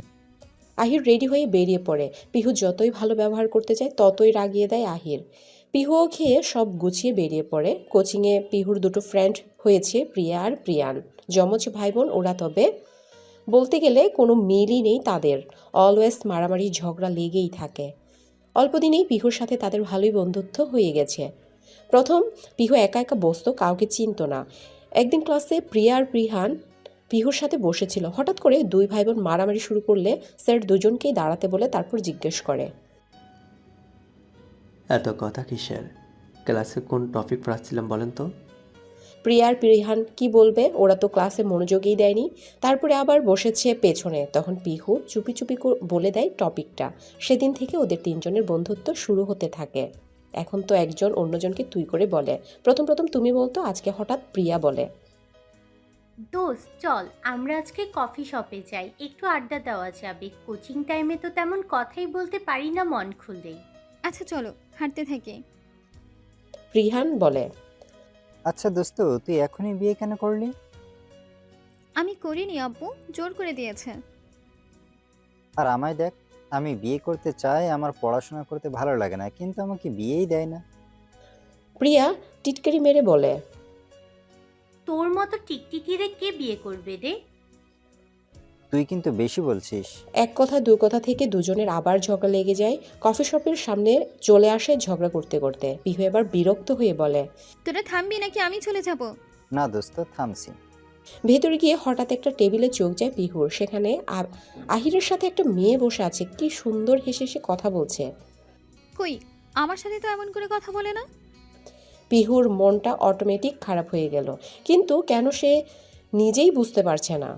একটু পরে দৃশ্যটা প্রিয়ারাও দেখে ফেলে। আহিরের ছবি তারা পিহুর ফোনে দেখেছে, যদিও একটাও ভালো ছবি না। আহিরকে জ্বালানোর জন্যই অমন হাস্যকর ছবিগুলো তুলেছিল। কিন্তু প্রিয়াদের চিনতে কোনো সমস্যা হয়নি। আর পিহুর মুখ দেখে আরও নিশ্চিত হয়ে যায় ওটাই আহির। প্রিয়া বলে, দোস্ত ওটা তোর বর না? কিন্তু সাথে এই মেয়েটা কে? জানি না। তুই ফোন দিয়ে জিজ্ঞেস কর কোথায় সে। না থাক। তুই দিবি কি না? দিচ্ছি। পিহু আহিরকে ফোন দেয়। 4-5 বার রিং হওয়ার পর রিসিভ করে পিহুকে বলে। এতবার ফোন দিচ্ছিস কেন? দেখছি যখন ধরছে না। পিহু অন্য কিছু না বলে জিজ্ঞেস করে, আপনি কোথায়? আমি রাস্তায় ব্যস্ত আছি, রাখ। কিছু বলার সুযোগ না দিয়ে কেটে দেয়। পিহু অবাক চোখে আহির আর সেই মেয়েটার দিকে তাকিয়ে আছে। মিথ্যা কেন বলল তাকে? পিহু আর দেরি না করে বলে, আজকে আর কফি খেতে ইচ্ছে করছে না, চলো চলে যাই। পিহুর মন খারাপ বুঝতে পেরে তারা আর কিছু বলে না। আহিরকে এটা সেটা বলতে বলতে চলে যায়। তবে পিহুর মুখে কোনো কথা নেই। বাসায় গিয়ে ফ্রেশ না হয়ে যেভাবে ছিল সেভাবেই শুয়ে পড়ে। এদিকে আহির খবর পেয়েছিল আজকে কফি শপে কিছু বেআইনি লোকেরা তাদের বাড়তি ইনকামের গোপন মিটিং করবে, তাই ছদ্মবেশ নিয়ে একটা লেডি পুলিশ অফিসারকে নিয়ে এসেছে। এমনভাবে এসেছে দেখে যাতে মনে হয় গার্লফ্রেন্ড বয়ফ্রেন্ড। চারপাশে নজর রাখছিল। এমন সময় পিহুর ফোন। আশা করেনি সত্যি বললে অনেক কিছু জিজ্ঞেস করতো পিহু, তাই কোনো মতে কিছু একটা বলে রেখে দিয়েছে। আহির বাড়ি আসতে আসতে 10টা বেজে যায়। এই কেসটা নিয়ে সে একটু বেশিই ব্যস্ত আছে। বাড়ি ফিরে কলিং বেল না দিয়ে ডুপ্লিকেট চাবি দিয়ে লক খুলে ভেতরে যায়। অন্ধকার দেখে একটু অবাকই হয়, কারণ পিহু দিনের বেলায়ও জানলা না খুলে লাইট দিয়ে রাখে, আর এখন তো রাত। কয়েকটা ডাক দেওয়ার পর সাড়া না পেয়ে নিজেই লাইট দেয়। রুমে গিয়ে দেখে পিহু চুপচাপ শুয়ে আছে। কিরে, কখন থেকে ডাকছি, শুনছিস না কেন? এমনি। রাতে খেয়েছিস? খাবার টেবিলে রাখা, খেয়ে নিন। তোর কি শরীর খারাপ? না। পরাবাদ দিয়ে শুয়েছিস কেন তাহলে? পড়া শেষে কথা বলতে ইচ্ছে করছে না, আপনি যান। কি হচ্ছে তোর? সবকিছু কি আপনাকে বলতে হবে? হ্যাঁ হবে, ভুলে যাবে না, তুই আমার বউ। তাহলে অন্য মেয়ে নিয়ে কফি শপে কি করিস?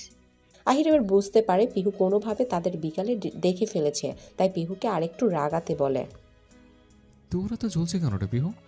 আমার কেন চলবে, কে তুই? যাই হোক, তোর যখন কোনো সমস্যা হয়নি তাহলে আমি যার সাথে ইচ্ছে তার সাথে ঘুরতে পারবো, তাই না? তোর ব্যাপার আমাকে কেন জিজ্ঞেস করছিস? তুই যাবি? পোড়া পোড়া গন্ধ আসছে, কিছু জ্বলছে মনে হয়। কই, আমি তো রান্না বসাইনি, কিসের গন্ধ? আমি তো পাচ্ছি না। আহা, এটা গন্ধ নয় রে, রান্নাঘর থেকেও আসছে না, আসছে তো তোর মনের ভেতর থেকে। তোকে আজকে আমি মেরেই ফেলবো রে আহিরের বাচ্চা আহির। ছি ছি, নিজের ছেলের নাম কি বাপি নামে রাখবি নাকি? লোকে কি বলবে? লোকের হিসাব পরে, আগে তোকে আমি মেরেই ফেলবো বলছে আর আহিরের পিছু পিছু দৌড়াচ্ছে। আহির এখনও এটা সেটা বলে পিহুকে রাগাচ্ছে, তবে আহির মনে মনে খুশি। যাক, অবশেষে পিহুর মনে একটু একটু করে তার জন্য ফিলিংস কাজ করছে। হাতের কাছে যা পেয়েছে ছুঁড়ে মেরেছে। আহির ভাবে না, এবার ওকে থামানো দরকার, তাই বলে, আরে পিহু শোন, আমি মজা করছিলাম। আমার সাথে যাকে দেখেছিস তিনিও একজন পুলিশ, একটা কাজের ছদ্মবেশ নিয়েছিলাম আমরা।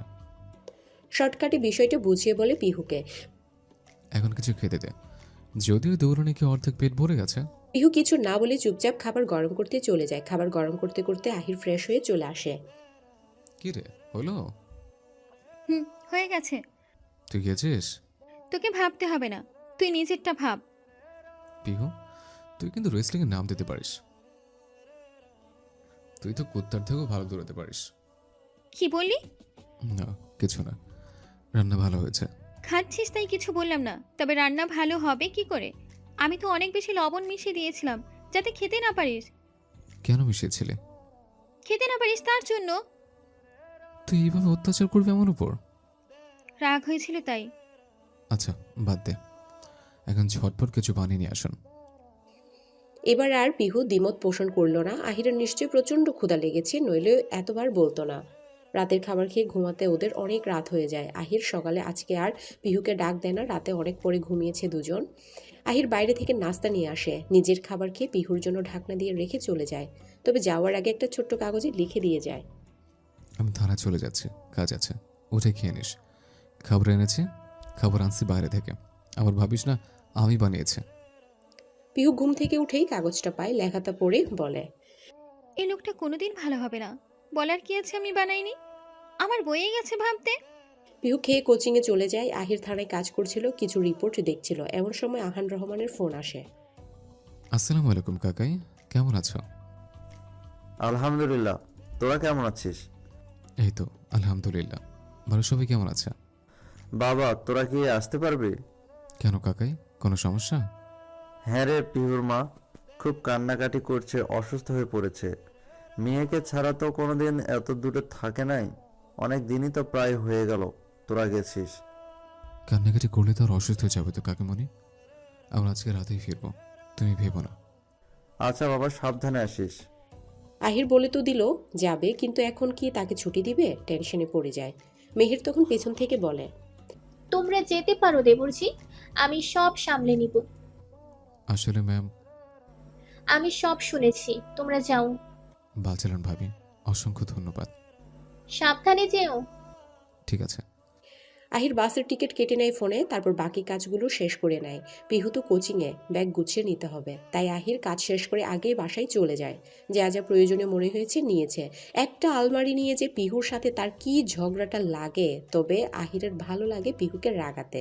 কবে যে বুঝবে পিহু? পিহু আজকে দুপুরের দিকে চলে আসে, এসে দেখে আহির ব্যাগ গুছিয়ে বিছানার উপর রেখে দিয়েছে। এগুলো কি? চোখে কি কম দেখিস নাকি? না, ব্যাগ গুছিয়ে কোথায় যাচ্ছিস? আমি একা নয়, তুইও যাবি। কোথায়? চিড়িয়াখানায়। তুই বলবি কি না? আবার তুই? বাড়ি যাবো আমরা। সত্যি? ফ্রেশ হয়ে কিছু রান্না কর। পিহু প্রথমে খুশি হলেও একটু পরে বলে, আমি যাব না। আহির বুঝতে পারে রাগ করে বলছে, কোনো মতে বুঝিয়ে সুঝিয়ে রাজি করে। তবে পিহুর মায়ের কথাটা বলে না, কারণ এখন বললে সারা রাস্তা কান্না করতে করতে সমুদ্র বানিয়ে ফেলবে। রাতে বাসে উঠে আহির আর পিহু। চলন্ত বাসে হঠাৎ একটা মহিলা চিৎকার চেঁচামেচি শুরু করে দেয়। আহির এগিয়ে গিয়ে জিজ্ঞেস করে কি হয়েছে।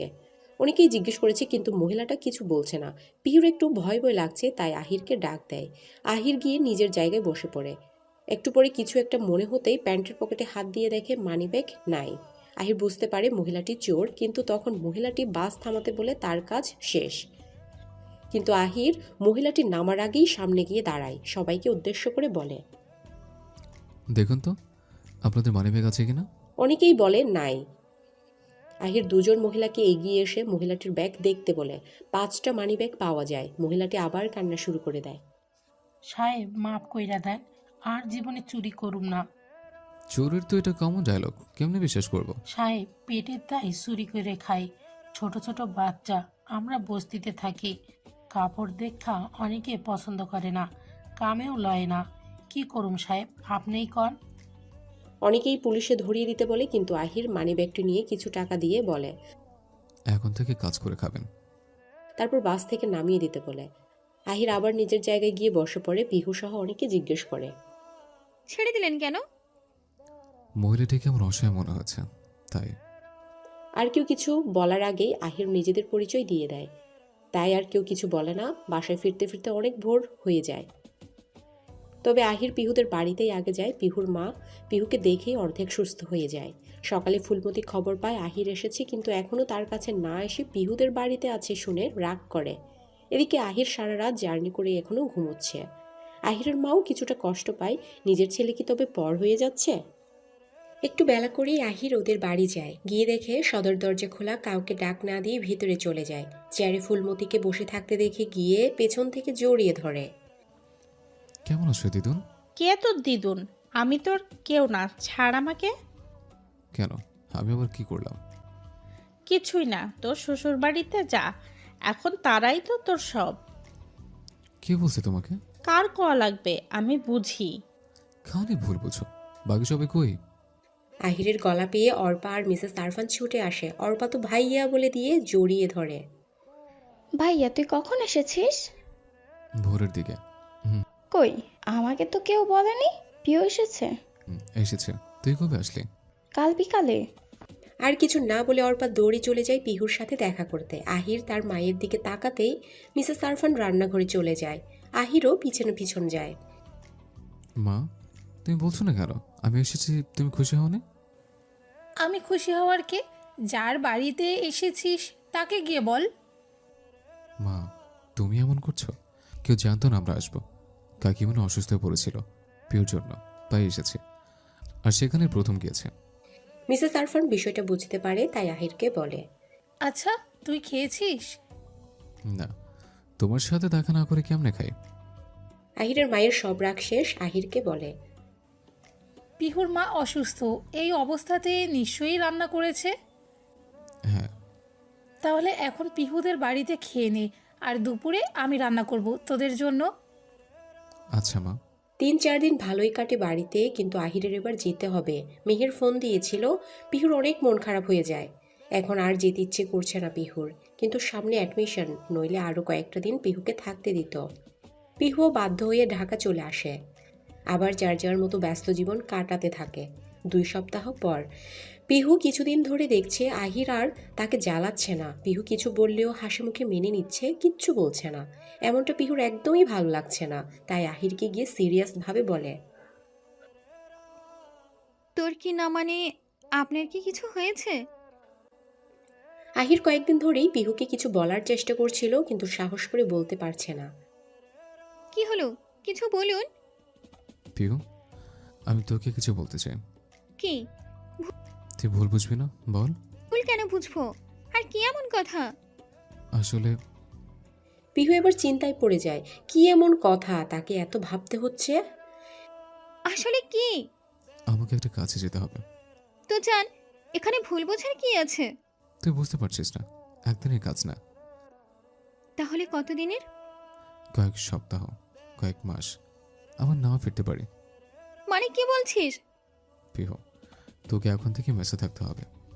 তুই প্লিজ বিষয়টা ক্লিয়ার করে বলবি? আমি নতুন, আমাকে তেমন কেউ চেনে না। আর আমার কাজের উপর খুশি হয়ে আমাদের সিনিয়র অফিসার আমাকে একটা সিক্রেট মিশন দিয়েছে। পরিচয় গোপন করে এখন আমাকে সেই মিশনে যেতে হবে। যদি সফল হই, ধরা না পড়ে, তবে আবার দেখা হবে। আর যদি ধরা পড়ি, জানি না তবে কি হবে। এতগুলো কথা একসাথে বলে পিহুর দিকে তাকায় আহির। পিহুর চোখ মুখ লাল হয়ে গেছে, চোখ থেকে পানি পড়ছে।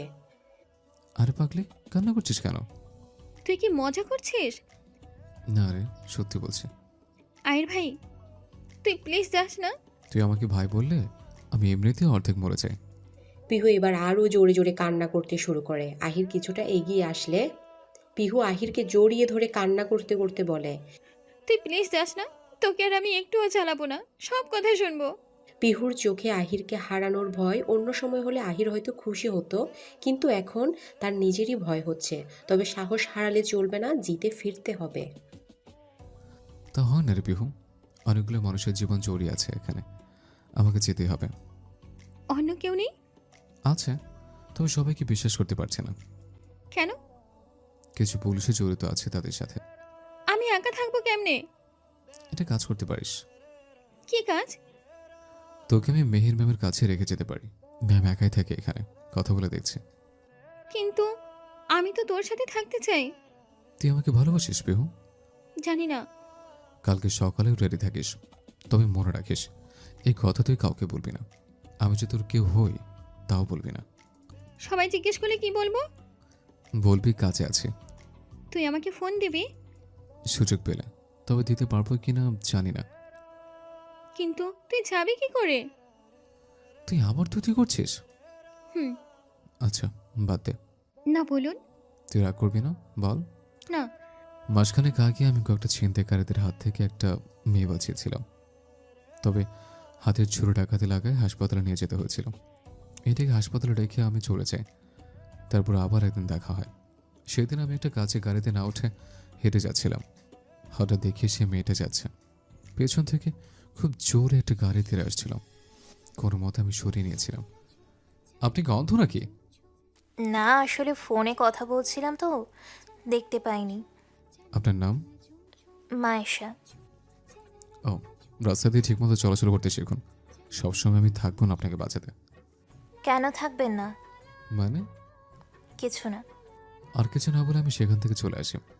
তবে মেয়েটি আমাকে ফলো করতে থাকে, আমাকে পছন্দ করতে শুরু করে। তবে সে প্রথম জানতো না আমি পুলিশ। আর আমি খবর পেয়েছি সেই মেয়েটি একজন মাফিয়ার বোন। তবে সে এসব পছন্দ করে না, তাই সাদামাটা হয়ে চলাফেরা করে। আর এই জন্য আরও আমাকে কাজটা দেওয়া হয়েছে, যাতে আমি মেয়েটির সাহায্যে তাদের কাছে পৌঁছাতে পারি। এমন কিছু করতে হবে মাসের ভাইয়ের লোকের এসে আমাকে তাদের আস্তানা নিয়ে যায়। এত কিছু হয়ে গেল, আমি কিচ্ছু জানি না। আপনাদের কাছে একটা মেয়ের ব্যবহার করবেন?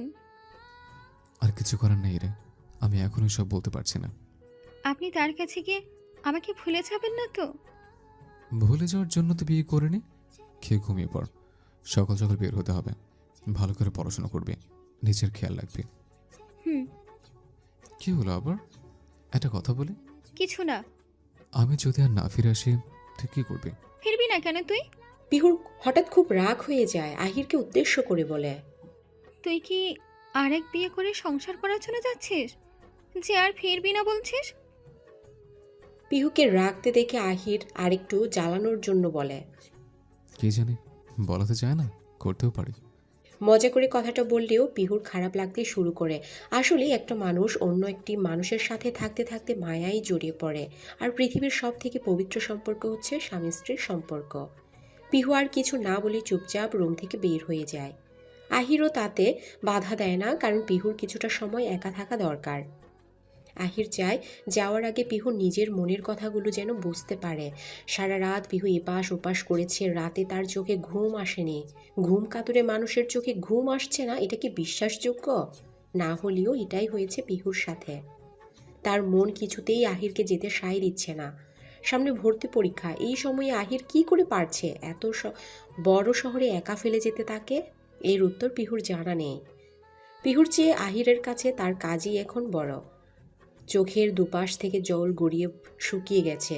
পিহু তবুও এক মনে তাকিয়ে আছে মাথার উপরের ছাদটার দিকে। আজকে সকালে আহিরের আর ডাকতে হয়নি, পিহু একাই উঠে গেছে। আহির ঘুম থেকে উঠে দেখে পিহু রান্না করছে। মনে মনে হাসে আহির, তাকে কি বিদায়ী খাওয়াবে? তবে পিহু রান্নাটা ভালোই পারে। পিহুকে মেহেরের বাসায় রেখে আহির চলে গেছে আজ 1 সপ্তাহ।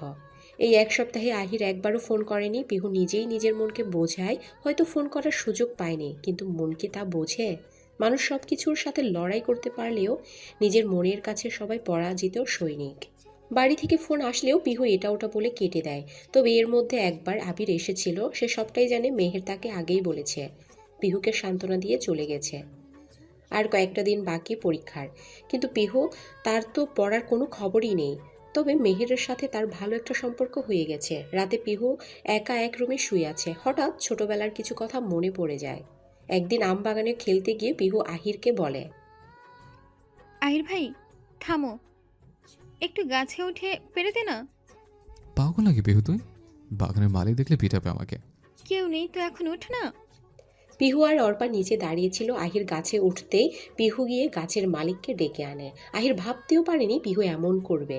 আহিরকে উদ্দেশ্য করে বলে, আমি ফকির না আহির ভাই, তোদের বাড়িতে ভিক্ষা করতে এসেছিলাম, দয়া করে রেখে দিয়েছিল। এসব বলা না, দেখ কেমন লাগে।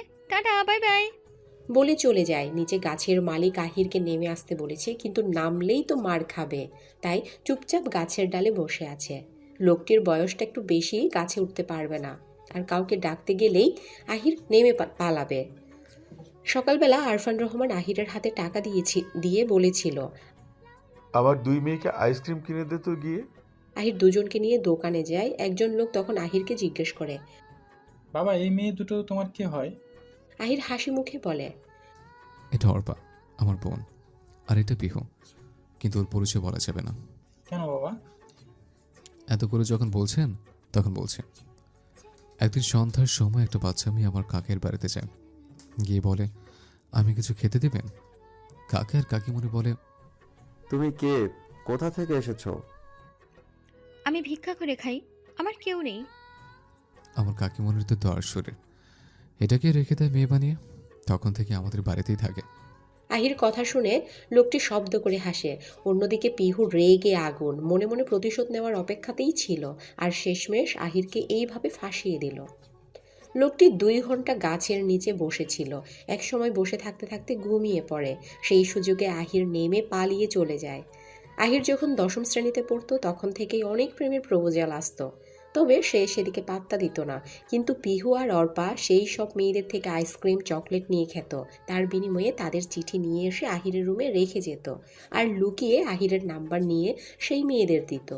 একদিন চিঠি নিয়ে বাড়ি ফিরে বসার রুম থেকে পিহু তার নিজের রুমে যাওয়ার সময় হঠাৎ বইয়ের মধ্যে থেকে চিঠিটা পড়ে যায়।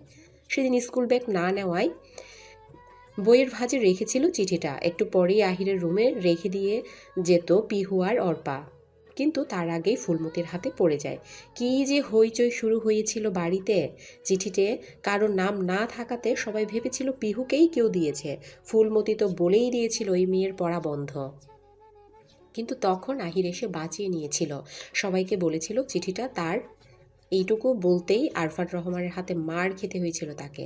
তিনি ভেবেছিলেন এই বয়সে তার ছেলে প্রেম করছে। তারপরে থেকে পিহু কারো চিঠি না নিলেও নাম্বার দেওয়ার কাছে চালিয়ে গেছে। তখন তো খারাপ লাগতো না, তাহলে আজকে কেন খারাপ লাগছে? অন্য একটি মেয়ের সাথে অভিনয় করতে গিয়ে যদি সত্যিই তাকে ভালোবেসে ফেলে তখন কি করবে পিহু? পিহুর খুব কান্না পাচ্ছে। সে আহিরের কাছে যেতে চায়, কিন্তু চাইলেই কি সব পাওয়া যায়?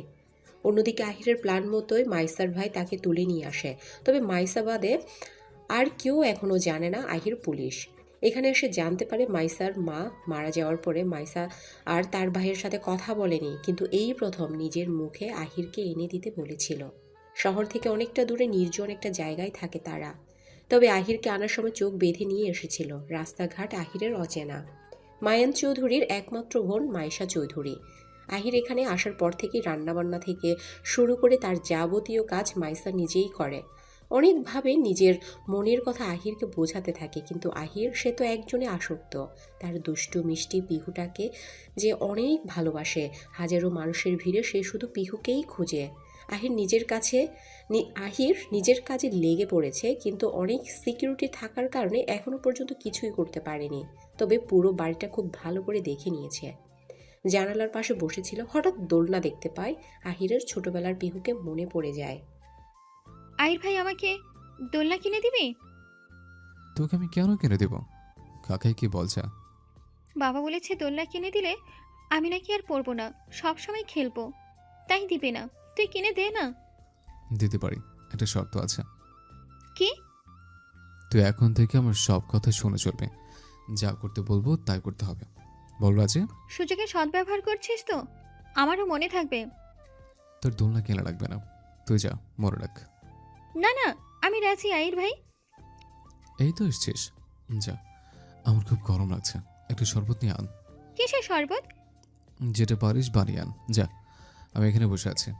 একটু পরে পিহু দৌড়াতে দৌড়াতে শরবত নিয়ে আসে। দৌড়াতে গিয়ে অর্ধেক ফেলেই দিয়েছে।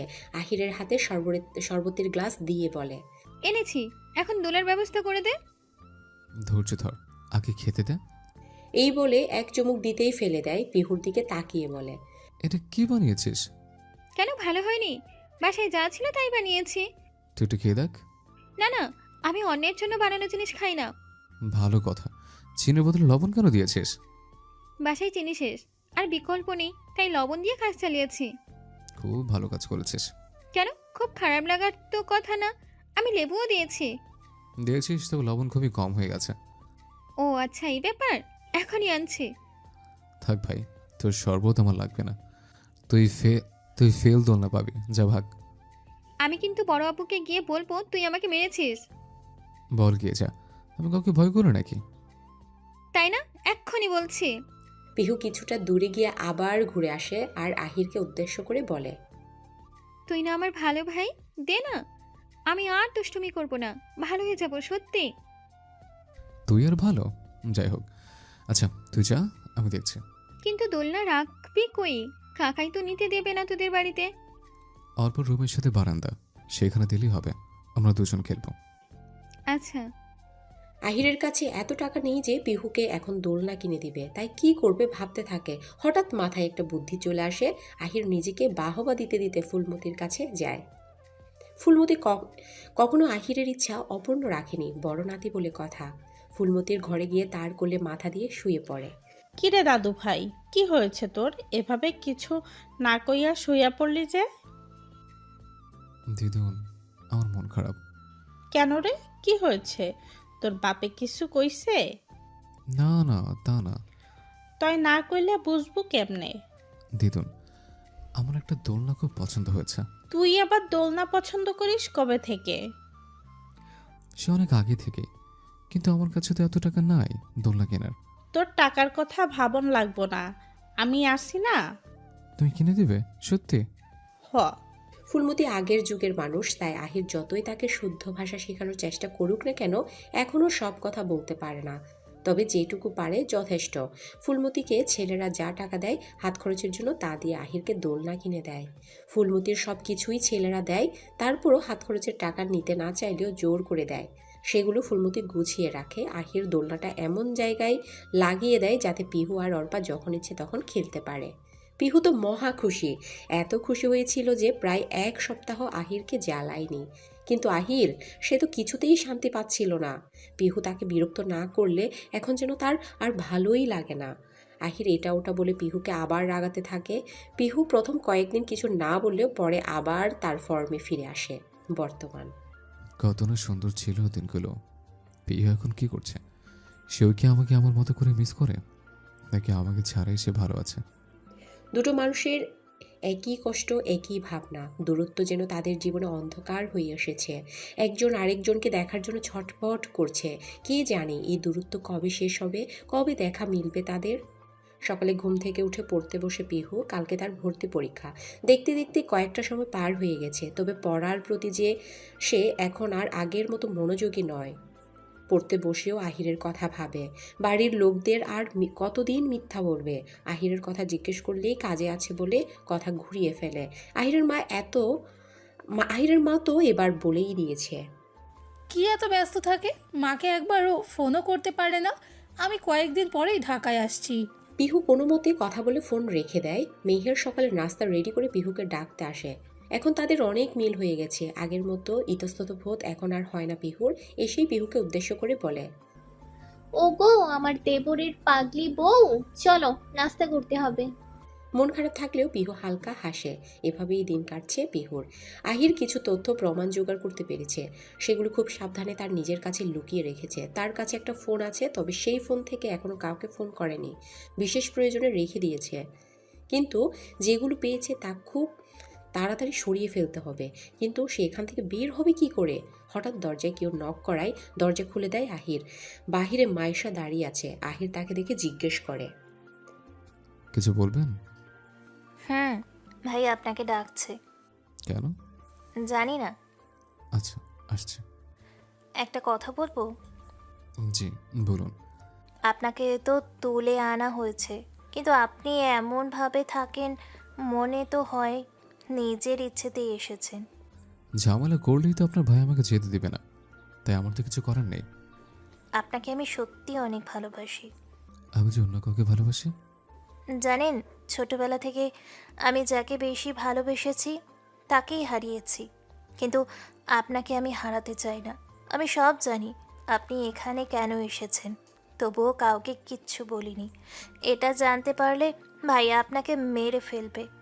আমার ভাইয়া এই কাজে ইচ্ছে করে আসেনি, এর পেছনে একটা বড় কারণ আছে।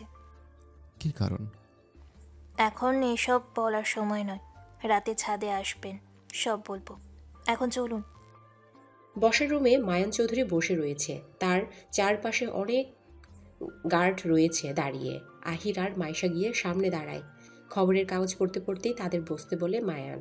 আহির কোনো ভনিতা ছাড়াই জিজ্ঞেস করে, কেন ডেকেছেন? আমার বোন আপনাকে ভালোবাসে আর আপনাকে বিয়ে করতে চায়, এতে কি আপনার আপত্তি আছে? আমি আমার পিহুকে ভালোবাসি। সে আমার বিবাহিত বউ। তাকে ছেড়ে কিছুতেই এই বিয়ে করতে পারবো না। কথাগুলো মনে মনে বললেও কণ্ঠে আনতে পারে না আহির। যদি পিহুর কোনো ক্ষতি করে দেয় এরা। এখন আহির পিহুর কাছে নেই, তাকে বাঁচাবে কেমনে? কি এত ভাবছেন পরিবারের কথা? তাদেরও কি নিয়ে আসবো এখানে? না, তার প্রয়োজন নেই। আমার কিছুটা সময় দরকার।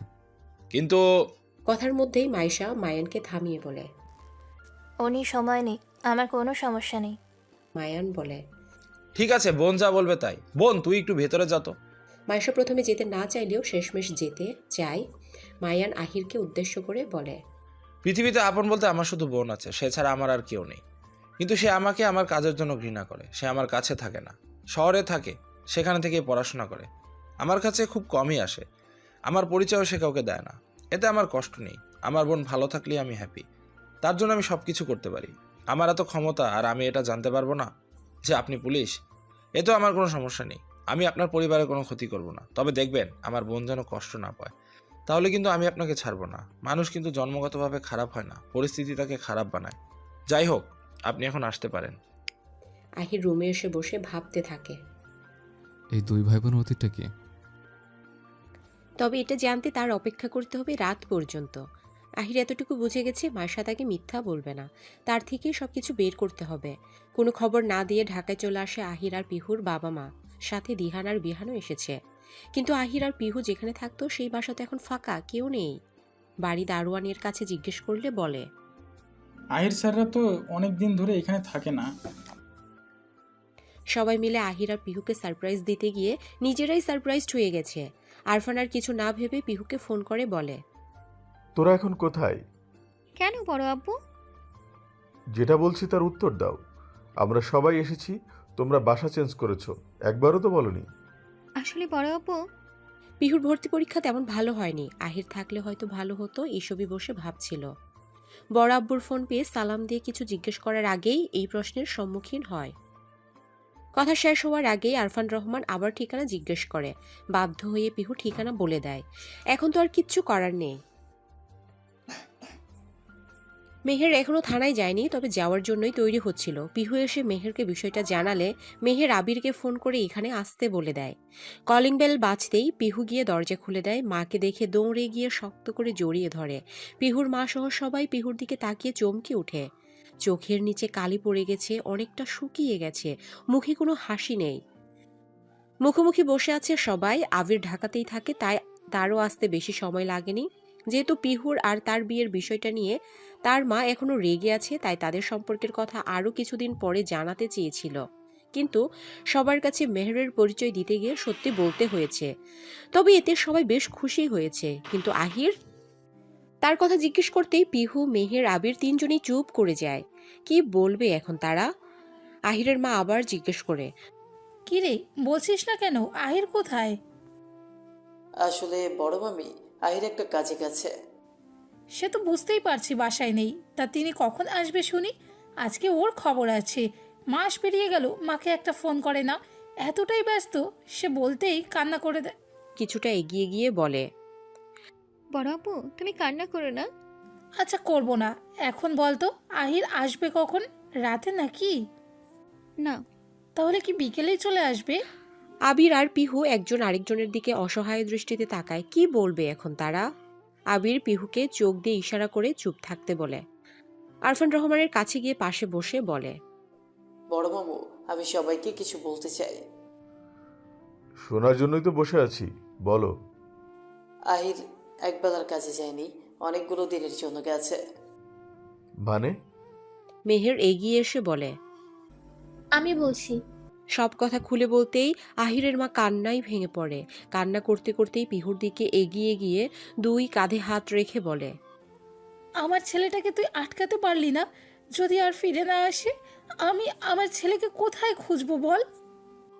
পিহু এবার আর সহ্য করতে পারে না, হাউমাউ করে কান্না শুরু করে দেয়। মেয়ের কান্না কি বাবা মা সহ্য করতে পারে? পিহুর বাবা মা এগিয়ে এসে পিহুকে সামলাতে থাকে, কিন্তু পিহুর চোখের পানি যেন আজকে শেষই হচ্ছে না। রাতে আহির ছাদে আসতেই মায়েশাকে দেখতে পায়। আগে থেকে বসে আছে। আহির তার আসার কথা জানান দিতে হালকা একটু কাশি দেয়। মায়েশা চোখ বন্ধ করে বসে আহিরের অপেক্ষাতেই ছিল। চোখ না খুলেই আহিরকে উদ্দেশ্য করে বলে, বসুন। আহিরের একটু ইতস্তত বোধ হলেও পাশে বসে পড়ে। আহির মায়েশা পাশাপাশি ছাদের রেলিং এর পাশে বসে আছে। অনেকটা সময় হয়ে গেছে, এখনো মায়েশা কিছু বলছে না, তাই বাধ্য হয়ে জিজ্ঞেস করে, আপনি কি কিছু বলবেন না? বলবো, তবে দেখছিলাম আপনার ধৈর্য কতটা। আশা করি দেখা শেষ। এখন তাহলে চলুন। মায়েশা আহিরের জানার এত আগ্রহ দেখে হালকা হাসে, তারপর আহিরকে উদ্দেশ্য করে বলে, বলছি। অতীত। আমাদের একটা ছোট পরিবার ছিল, সুখের কোনো অভাব ছিল না। আমি, ভাইয়া, বাবা মা মিলে আমাদের পরিবার। কিন্তু আমাদের সুখের পরিবারটা একটা ঝড়ে শেষ হয়ে গেল। আমার বাবা একজন সাংবাদিক ছিল, মা হাউস ওয়াইফ। ভাইয়া তখন সবে ভার্সিটিতে ভর্তি হয়েছে। একদিন ঝড় বৃষ্টির রাতে বাবা দৌড়তে দৌড়তে বাড়ি আসে। শরীরে অসংখ্য আঘাতের দাগ। ভাইয়া বাসায় ছিল না, বন্ধুদের সাথে ট্যুরে গিয়েছিল। কথাই বলে না, বিপদ যখন আসে তখন সব দিক দিয়েই আসে। আমি ক্লাস 7-এ পড়তাম। বাবাকে ওই অবস্থায় দেখে আমি আর মা ছুটে যাই কাছে। বাবা মায়ের হাতে একটা ফোন দিয়ে বলে, মায়ানের বাবা 12তম পর্ব। মায়ানের মা, এখানে কিছু ভিডিও আছে, কয়েকজন নেতার গোপন ভিডিও। এগুলো ওদের হাতে পড়তে দিও না। আমার ছেলে মেয়েদের দেখে রেখো। এটা বলে বাবা শেষ নিঃশ্বাস ত্যাগ করে। আমি আর মায়ের পুরো পৃথিবী যেন থমকে গেল। বাবাকে আমি অনেক বেশি ভালোবাসতাম। বাবার মৃত্যুটা সহ্য করতে পারিনি। ভাইয়া আসার অপেক্ষায় জানাজা পরের দিন রাতে দেওয়া হলো। ভাইয়াকে বাবার মৃত্যুর কথা বলেনি, শুধু খুব তাড়াতাড়ি বাড়িতে আসতে বলা হয়েছিল। ভাইয়া আসলো সন্ধ্যার দিকে। মা সেই রাতে থেকেই সেন্সলেস হয়ে পড়ে গিয়েছিল। 24 ঘন্টা পরে মায়ের সেন্স ফেরে। বাবাকে নিয়ে যাওয়ার সময় শেষবারের মতো দেখতেও পারেনি। জানেন, সেদিন ভাইয়া যখন বাড়ি আসে, আমার মায়ের আর বাবার জন্য অনেক জিনিস নিয়ে এসেছিল। বাবা সেগুলো দেখতেও পেল না।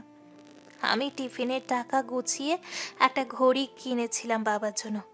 বাবার অনেক পছন্দ ছিল ঘড়ি, কিন্তু বাবাকে আর দেওয়া হলো না। সেই দিনই যে বাবা আমাদের ছেড়ে চলে গেল, সেই দিন অনেক মানুষ এসেছিল, অনেক নেতা, অনেক পুলিশও এসেছিল। তারা বলেছিল এটা তদন্ত করবে, কিন্তু না, তারা কিছুই করেনি। মা তাদের হাতে বাবার দেওয়া ফোনটা তুলে দিলে তারা এটা ওটা বলে আমাদের বাড়ি পাঠিয়ে দেয়। তারপর কয়েকদিনে মিডিয়ার কাছে নাটক করে কেসটা ধামাচাপা দিয়ে দেওয়া হয়। আমাদের বুঝতে বাকি ছিল না তারা টাকা খেয়েছে। অনেক কাছের মানুষও পর হয়ে গেল। ভাইয়া রেগে একটা পুলিশের গায়ে হাত তোলায় একদিন জেলে থাকতে হলো। মা টাকা দিয়ে ভাইয়াকে ছাড়িয়ে নেয়। আমাদের যা কিছু ছিল সব বিক্রি করে আমাদের 2 ভাই বোনকে নিয়ে ঢাকায় চলে আসে। কিন্তু ভাইয়া কিছুতেই এইসব ভুলতে পারে না। কি করে পারবে বলুন তো? এটা কি কোনো সন্তানের পক্ষে মানা সম্ভব? আহির কিছু বলার জন্য প্রস্তুতি নিলেই মায়েশা বলে, থাক, আমাকে সান্ত্বনা দিতে হবে না, নিজেকে সামলে নিতে পারি।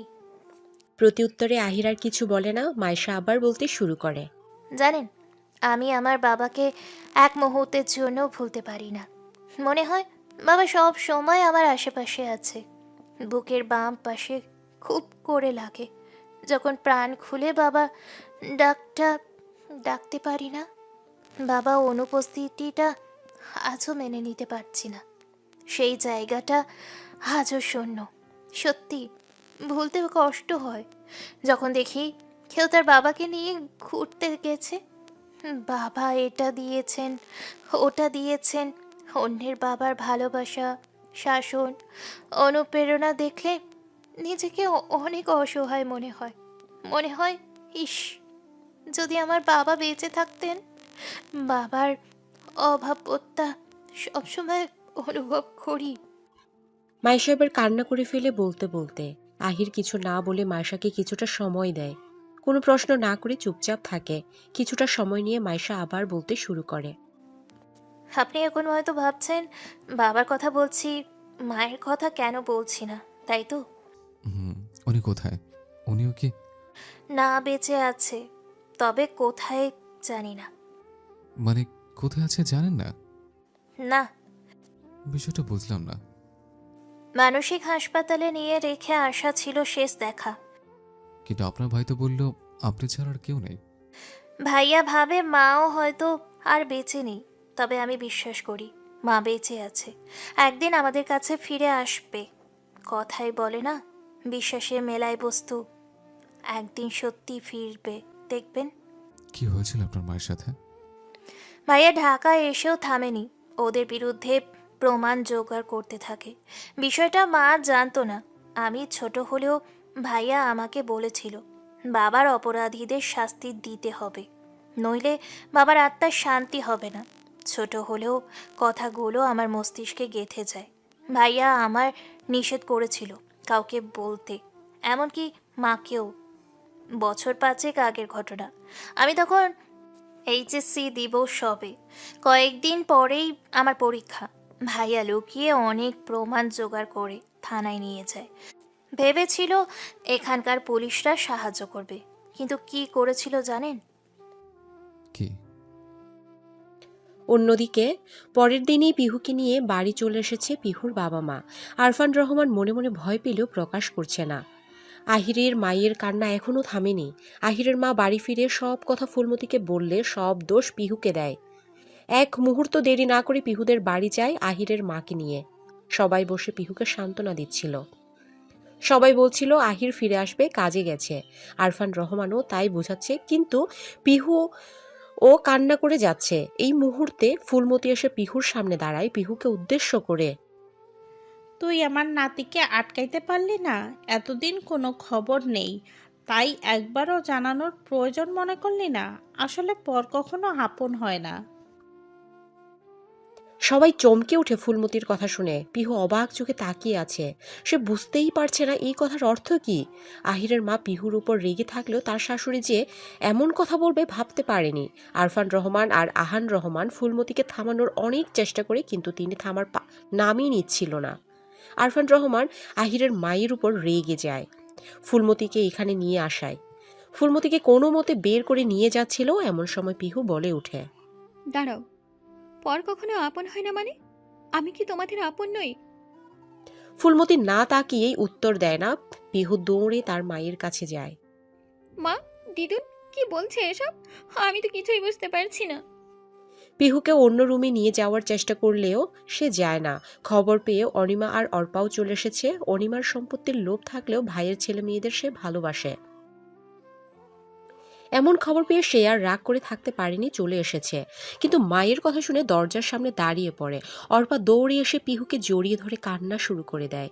চারপাশে নীরব পরিবেশ, সবাই চুপচাপ, কারো মুখে কোনো কথা নেই। নীরবতা ভেঙে পিহু বলে, আমি সত্যিটা জানতে চাই, আমি তোমাদের আপন না হলে আমি কে? পিহুর মা কান্না করতে করতে বলে, তুই আমার মেয়ে, আমার। আমি তোকে মানুষ করেছি, আর কোনো পরিচয় নেই তোর, বুঝতে পেরেছিস? পিহু এগিয়ে গিয়ে মায়ের হাত মাথার উপর নিয়ে বলে, তুমি তুমি এবার বলো, আমি তোমার নিজের মেয়ে? জন্ম না দিলে কি মা হওয়া যায় না? এত বছর ধরে মায়ের ভালোবাসা দিয়ে তোকে বড় করলাম, আজকে তুই বলছিস তুই আমার মেয়ে কি না? বেশ, বলছি শোন। অতীত। আমার একটা 3 বছরের বড় বোন ছিল। আমরা 2 বোন ছিলাম। আপা আমাকে অনেক ভালোবাসতো। তোর বাবার সাথে আবার বিয়ে ঠিক হয়। বাবা আপার অনুমতি না নিয়েই বিয়ের সবকিছু ঠিকঠাক করে ফেলে। আপা অন্য একজনকে ভালোবাসতো। বিয়ের আগেই তার সাথে পালিয়ে যায়।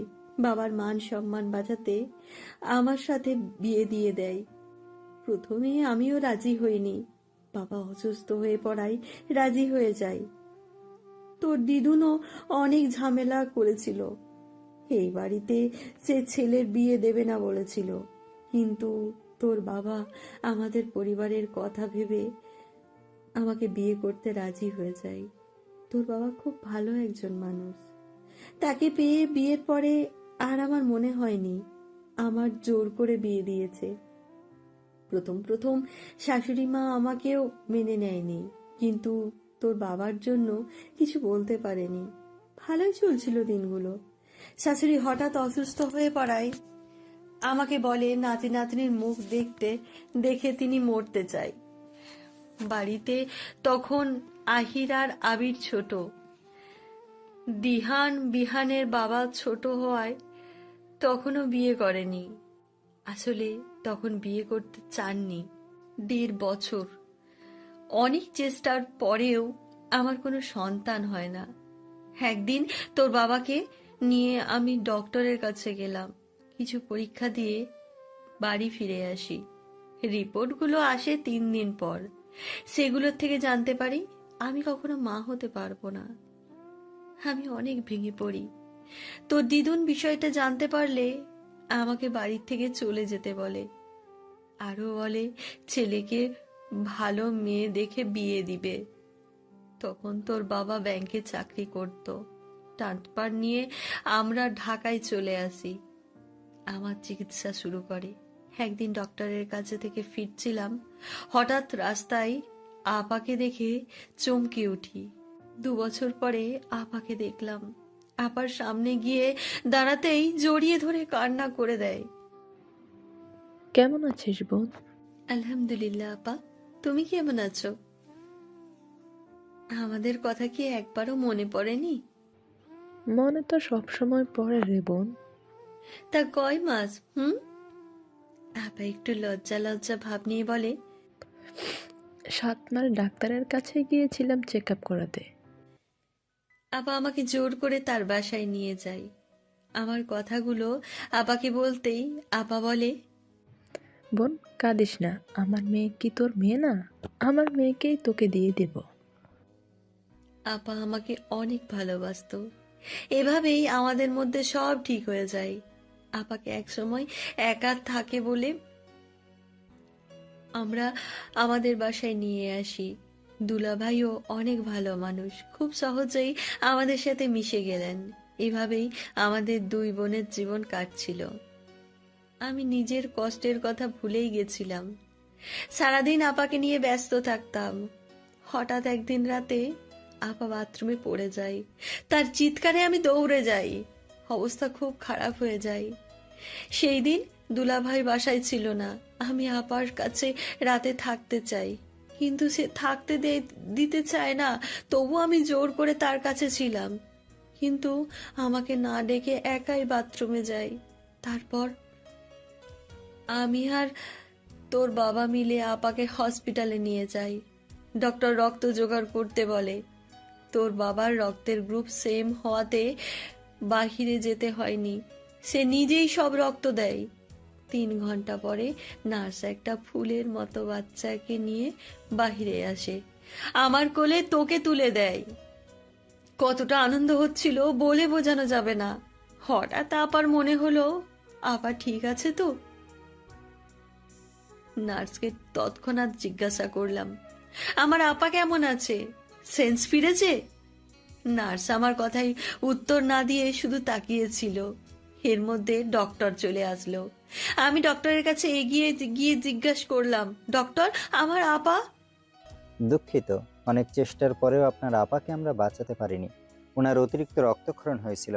উনি বলেছিলেন ওনার যা হয় হোক, কিন্তু ওনার মেয়েটাকে যেন আমরা বাঁচানোর চেষ্টা করি। আল্লাহর রহমতে বাচ্চাটাকে বাঁচাতে পারলেও তাকে বাঁচাতে পারিনি। আমরা দুজনকেই বাঁচানোর চেষ্টা করেছিলাম।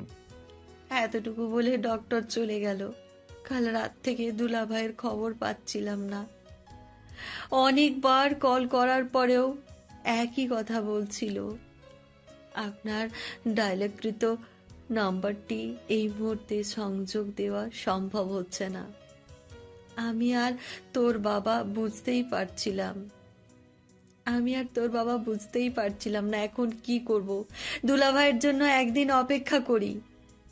আমরা শেষ পর্যন্ত না আসায় আমরা বাড়িতে খবর দিই। যতই বাবা মা রাগ করে থাকুক, সন্তানের মৃত্যুটা কেউই মেনে নিতে পারে না। তারাও পারেনি, সব ভুলে ছুটে আছে। আমরা সবাই মিলে আপার দাফন করি। 2 দিন পরে খবর আসে দুলাভাই রোড অ্যাক্সিডেন্টে সেই রাতেই মারা গিয়েছিল। চেহারা বোঝা যাচ্ছিল না। আর কিছু তদন্তের জন্য পুলিশের খবর পাঠাতে দেরি হয়েছে, এমনটাই বলে পুলিশ। তবে কথাটা যতটা যুক্তিসঙ্গত আমার জানা নেই। অনেক কাটাছেঁড়ার পর তাকে ছাড়ে। 2 দিনের ব্যবধানে সব শেষ হয়ে যায়। তাকে দাফন করে তোকে আমাদের বাসায় নিয়ে যাই। আমি বিধাতার কাছে একটা সন্তান চেয়েছিলাম, তবে এভাবে চাইনি। আপার মৃত্যুটা আমি মেনে নিতে পারিনি। তবে তোর মুখের দিকে তাকিয়ে ধীরে ধীরে ভুলেই গেলাম তুই আমার সন্তান না। তোর 1 বছর বয়সে আমরা শহর ছেড়ে এখানে চলে আসি। তোর বাবা ব্যবসা করতে শুরু করে। তোর কথা শুনে আমার শাশুড়ি মা মেনে নিতে চায়নি, এখনো হয়তো মেনে নিতে পারেনি। শুধু তোর বাবার জন্য কিছু বলতে পারেনি। তবে তোকে পেয়ে এই বাড়ির সবাই খুশি হয়েছিল, শুধু তোর দিদুন বাদে।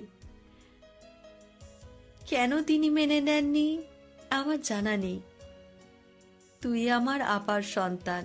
আমি চাইনি লোকে তোকে এতিম বলুক। আমার নিজের সন্তানের পরিচয়ে বড় করেছি। এতগুলো বছর আমি যে সত্যিটা ভুলেই গিয়েছিলাম রে। আমি কি খুব বড় অন্যায় করে ফেলেছি? কথাগুলো বলে কান্না করতে করতে বসে পড়ে পিহুর মা। পিহু নিজের এত বড় অতীত জেনে স্ট্যাচুর মতো দাঁড়িয়ে রয়েছে। তার জীবনটা যে এখন তার কাছে সিনেমার মতো লাগছে। চারপাশে সবাই চুপচাপ, কারো মুখে কোনো কথা নেই। আহিরের মায়ের নিজের কাছে নিজেকে খুব অপরাধী মনে হচ্ছে। সেও তো পিহুকে ভালোবাসে। এক সন্তানের জন্য সে কি আরেক সন্তানকে খুব বেশি কষ্ট দিয়ে ফেলল? আহিরের শোকে যে সে সব ভুলতে বসেছিল। পিহুর মুখের দিকে এখন আর সে তাকাতে পারছে না। সবার চোখে পানি ছলছল করছে, কিন্তু কারো মুখে কোনো কথা নেই। অন্যদিকে কি? পুলিশগুলো ভাইয়ার থেকে প্রমাণগুলো নিয়ে নেয়, আর সেইগুলো সেই শয়তানগুলোর হাতেই অনেক টাকার বিনিময় দিয়ে দেয়। তখন থেকে তারা ভাইয়ার পেছনে লেগে যায়, অবৈধ কাজের সাথে জড়িয়ে বলে ভাইয়াকে জেলে পাঠিয়ে দেয়। মা এই খবর জানতে পেরে আমায় নিয়ে থানায় যায়। তারা ভাইয়াকে ছাড়তে চায় না। অনেক জায়গায় ঘুরে ঘুরে ভাইয়াকে আমরা বাড়িতে আনতে পারি। মা কেজি স্কুলে আর কয়েকটা টিউশনি করিয়ে আমাদের সংসার চালাতো, কিন্তু ভাইয়ার এই ঘটনা শুনে মায়ের কাজও চলে যেতে থাকে। মা ভাইয়াকে এইগুলো ছেড়ে দিতে বললেও সে রাজি হয় না। মা রেগে একটা থাপ্পড় মারে, ওকে বলে বের হয়ে যা। কিছু না বললে বাড়ি থেকে বের হয়ে যায়। আমার পরীক্ষা শেষ হয়, তার কিছুদিন পরেই বাড়িওয়ালা আমাদের বাড়ি ছাড়তে বলে। কোথায় যাব আমরা? অনেক অনুরোধ করার পরেও তাড়িয়ে দিতে চাওয়া হয় আমাদের। কয়েক মাসের ভাড়া বাকি ছিল। ভাইয়ার এর মধ্যে কয়েকবার বাড়ি আসলেও মা বারবার ফিরিয়ে দেয়। হঠাৎ ভাইয়া আসা বন্ধ করে দেয়। কোথায় থাকতো জানতাম না আমরা। এই সুযোগে বাড়িওয়ালা আমাদের বের করে দেয়। কেউ কিচ্ছু বলে না। আশেপাশের মানুষজন শুধু তাকিয়ে দেখে। রাস্তা দিয়ে হাঁটতে হাঁটতে হঠাৎ মাঝ রাস্তায় চলে আসে মায়ের হাত ছেড়ে। আমি ছোট না হলেও আমার খেয়াল ছিল না গাড়ি আসছে। আমি বাবা আর ভাইয়ার কথাই ভাবছিলাম। মা এই দৃশ্য দেখে চিৎকার করে ওঠে, আর কোনো কিছু না দেখে সেন্সলেস হয়ে যায়। সেই দিন গাড়িটা আমায় ধাক্কা দেয়নি। অল্পের জন্য আমি বেঁচে গিয়েছিলাম। গাড়িতে বসে থাকা লোকজন মাকে হাসপাতালে নিয়ে যেতে সাহায্য করে। ডক্টর বলে মায়ের মানসিক অবস্থা ভালো না, আস্তে আস্তে পাগল হয়ে যেতে পারে। অনেকগুলো শোক সে মেনে নিতে পারেনি। হাসপাতালে আমি সব সময় মায়ের পাশে বসে থাকতাম। সরকারি হাসপাতাল হওয়ায় টাকা দিতে হয়নি, কিন্তু বেড ছেড়ে দিতে হয়েছিল। 1 মাস পরে মায়া খোঁজ পেয়ে সেই হাসপাতালে আসে। ততদিনে মায়ের অবস্থা আরও খারাপ। সবাই তখন মাকে পাগলা গারদে পাঠিয়ে দেওয়ার জন্য ব্যবস্থা করছিল। ভাইয়া কোনো মতো আমাকে আর মাকে নিয়ে আসে তার কাছে। আমি বুঝতে পেরেছিলাম ভাইয়া কোনো খারাপ কাজের সাথে জড়িয়ে পড়েছে। না হলে এত অল্প দিনে এত বড় বাড়ি করা সম্ভব নয়। আমি চলে যেতে চেয়েছিলাম, কিন্তু কোথায় যাব? মায়ের পাগলামি বাড়লে মানসিক হাসপাতালে রেখে আসতে আমরা বাধ্য হই। যদিও আমি তখনও চাইনি মাকে দূরে যেতে দিতে, কিন্তু ভাইয়া বুঝিয়ে সুঝিয়ে আমাকে রাজি করায়। মা আমাকে ভাইয়াকে কাউকে চিনতে পারতো না, দেখলেই কেমন করতো। ভাইয়া বলে কয়েকদিন পরেই মাকে নিয়ে আসবে। 2 সপ্তাহ পরে খবর আসে মা পালিয়েছে। কোথায় গেছে কেউ জানে না। পুলিশের কাছে যেতে চাইলে ভাইয়া রাজি হয় না, কারণ পুলিশদের ভাইয়া ঘৃণা করে। সে একাই সৎভাবে না পারলেও অসৎভাবেই আমার বাবার খুনিদের শাস্তি দেয়। এইসব আমার পছন্দ হতো না, তাই আমি বাহিরে চলে যাই। একটা প্রাইভেট ভার্সিটিতে ভর্তি হই, কারণ অ্যাডমিশনের সময় ছিল না। ভাইয়া এখনও মনে প্রাণে চায় মা ফিরে আসুক। একটা রহস্যজনক কথা শুনবেন। ভাইয়াকে যারা এই মাফিয়া জগতে নিয়ে এসেছে তারাই আবার বাবার খুনি ছিল। তাদের বিরুদ্ধে প্রমাণ জোগাড় করায় আমার বাবাকে হারাতে হয়েছিল। তারাই ভাইয়াকে নিয়ে আসে। এমন সাহসী ছেলে তাদের দরকার বলে। তারা ছিল মোট 5 জন। ভাইয়া ধীরে ধীরে সবার বিশ্বাস অর্জন করে। একজনকে দিয়ে অন্যজনের খুন করায়। শেষ পর্যন্ত জলে নেমে কুমিরদের মধ্যে মারামারি লাগিয়ে সে দর্শক হয়ে দেখতে থাকে। বলতে যতটা সহজ লাগলেও কাজটা কিন্তু সহজ ছিল না। সব শেষ হওয়ার পরেও ভাইয়া এখান থেকে বের হতে পারেনি। ততদিনে পুলিশ ভাইয়ার বিষয়ে জেনে যায়, তবে প্রমাণের অভাবে ধরতে পারেনি। ভাইয়া এখন নিজেকে অপরাধী ভাবে। সে যদি এমন না করতো, মা হয়তো আমাদের সাথে থাকতো। আমিও এটাই মনে করি, এই জন্য আমি তার কাছে থাকতাম না। এতগুলো কথা শেষ করে আকাশের দিকে তাকিয়ে থাকে মায়েশা। আহিরের ভীষণ খারাপ লাগছে। দেখতে দেখতে 1 সপ্তাহ পার হয়ে যায়। আহিরের এখনো কোনো খবর নেই। এখন আর পিহুকে কেউ কিছু বলে না। ঢাকা থেকে আসার পর থেকেই পিহুর জ্বর 1 সপ্তাহ হয়ে গেছে, ঠিক হওয়ার নামই নেই। হবে কেমনে?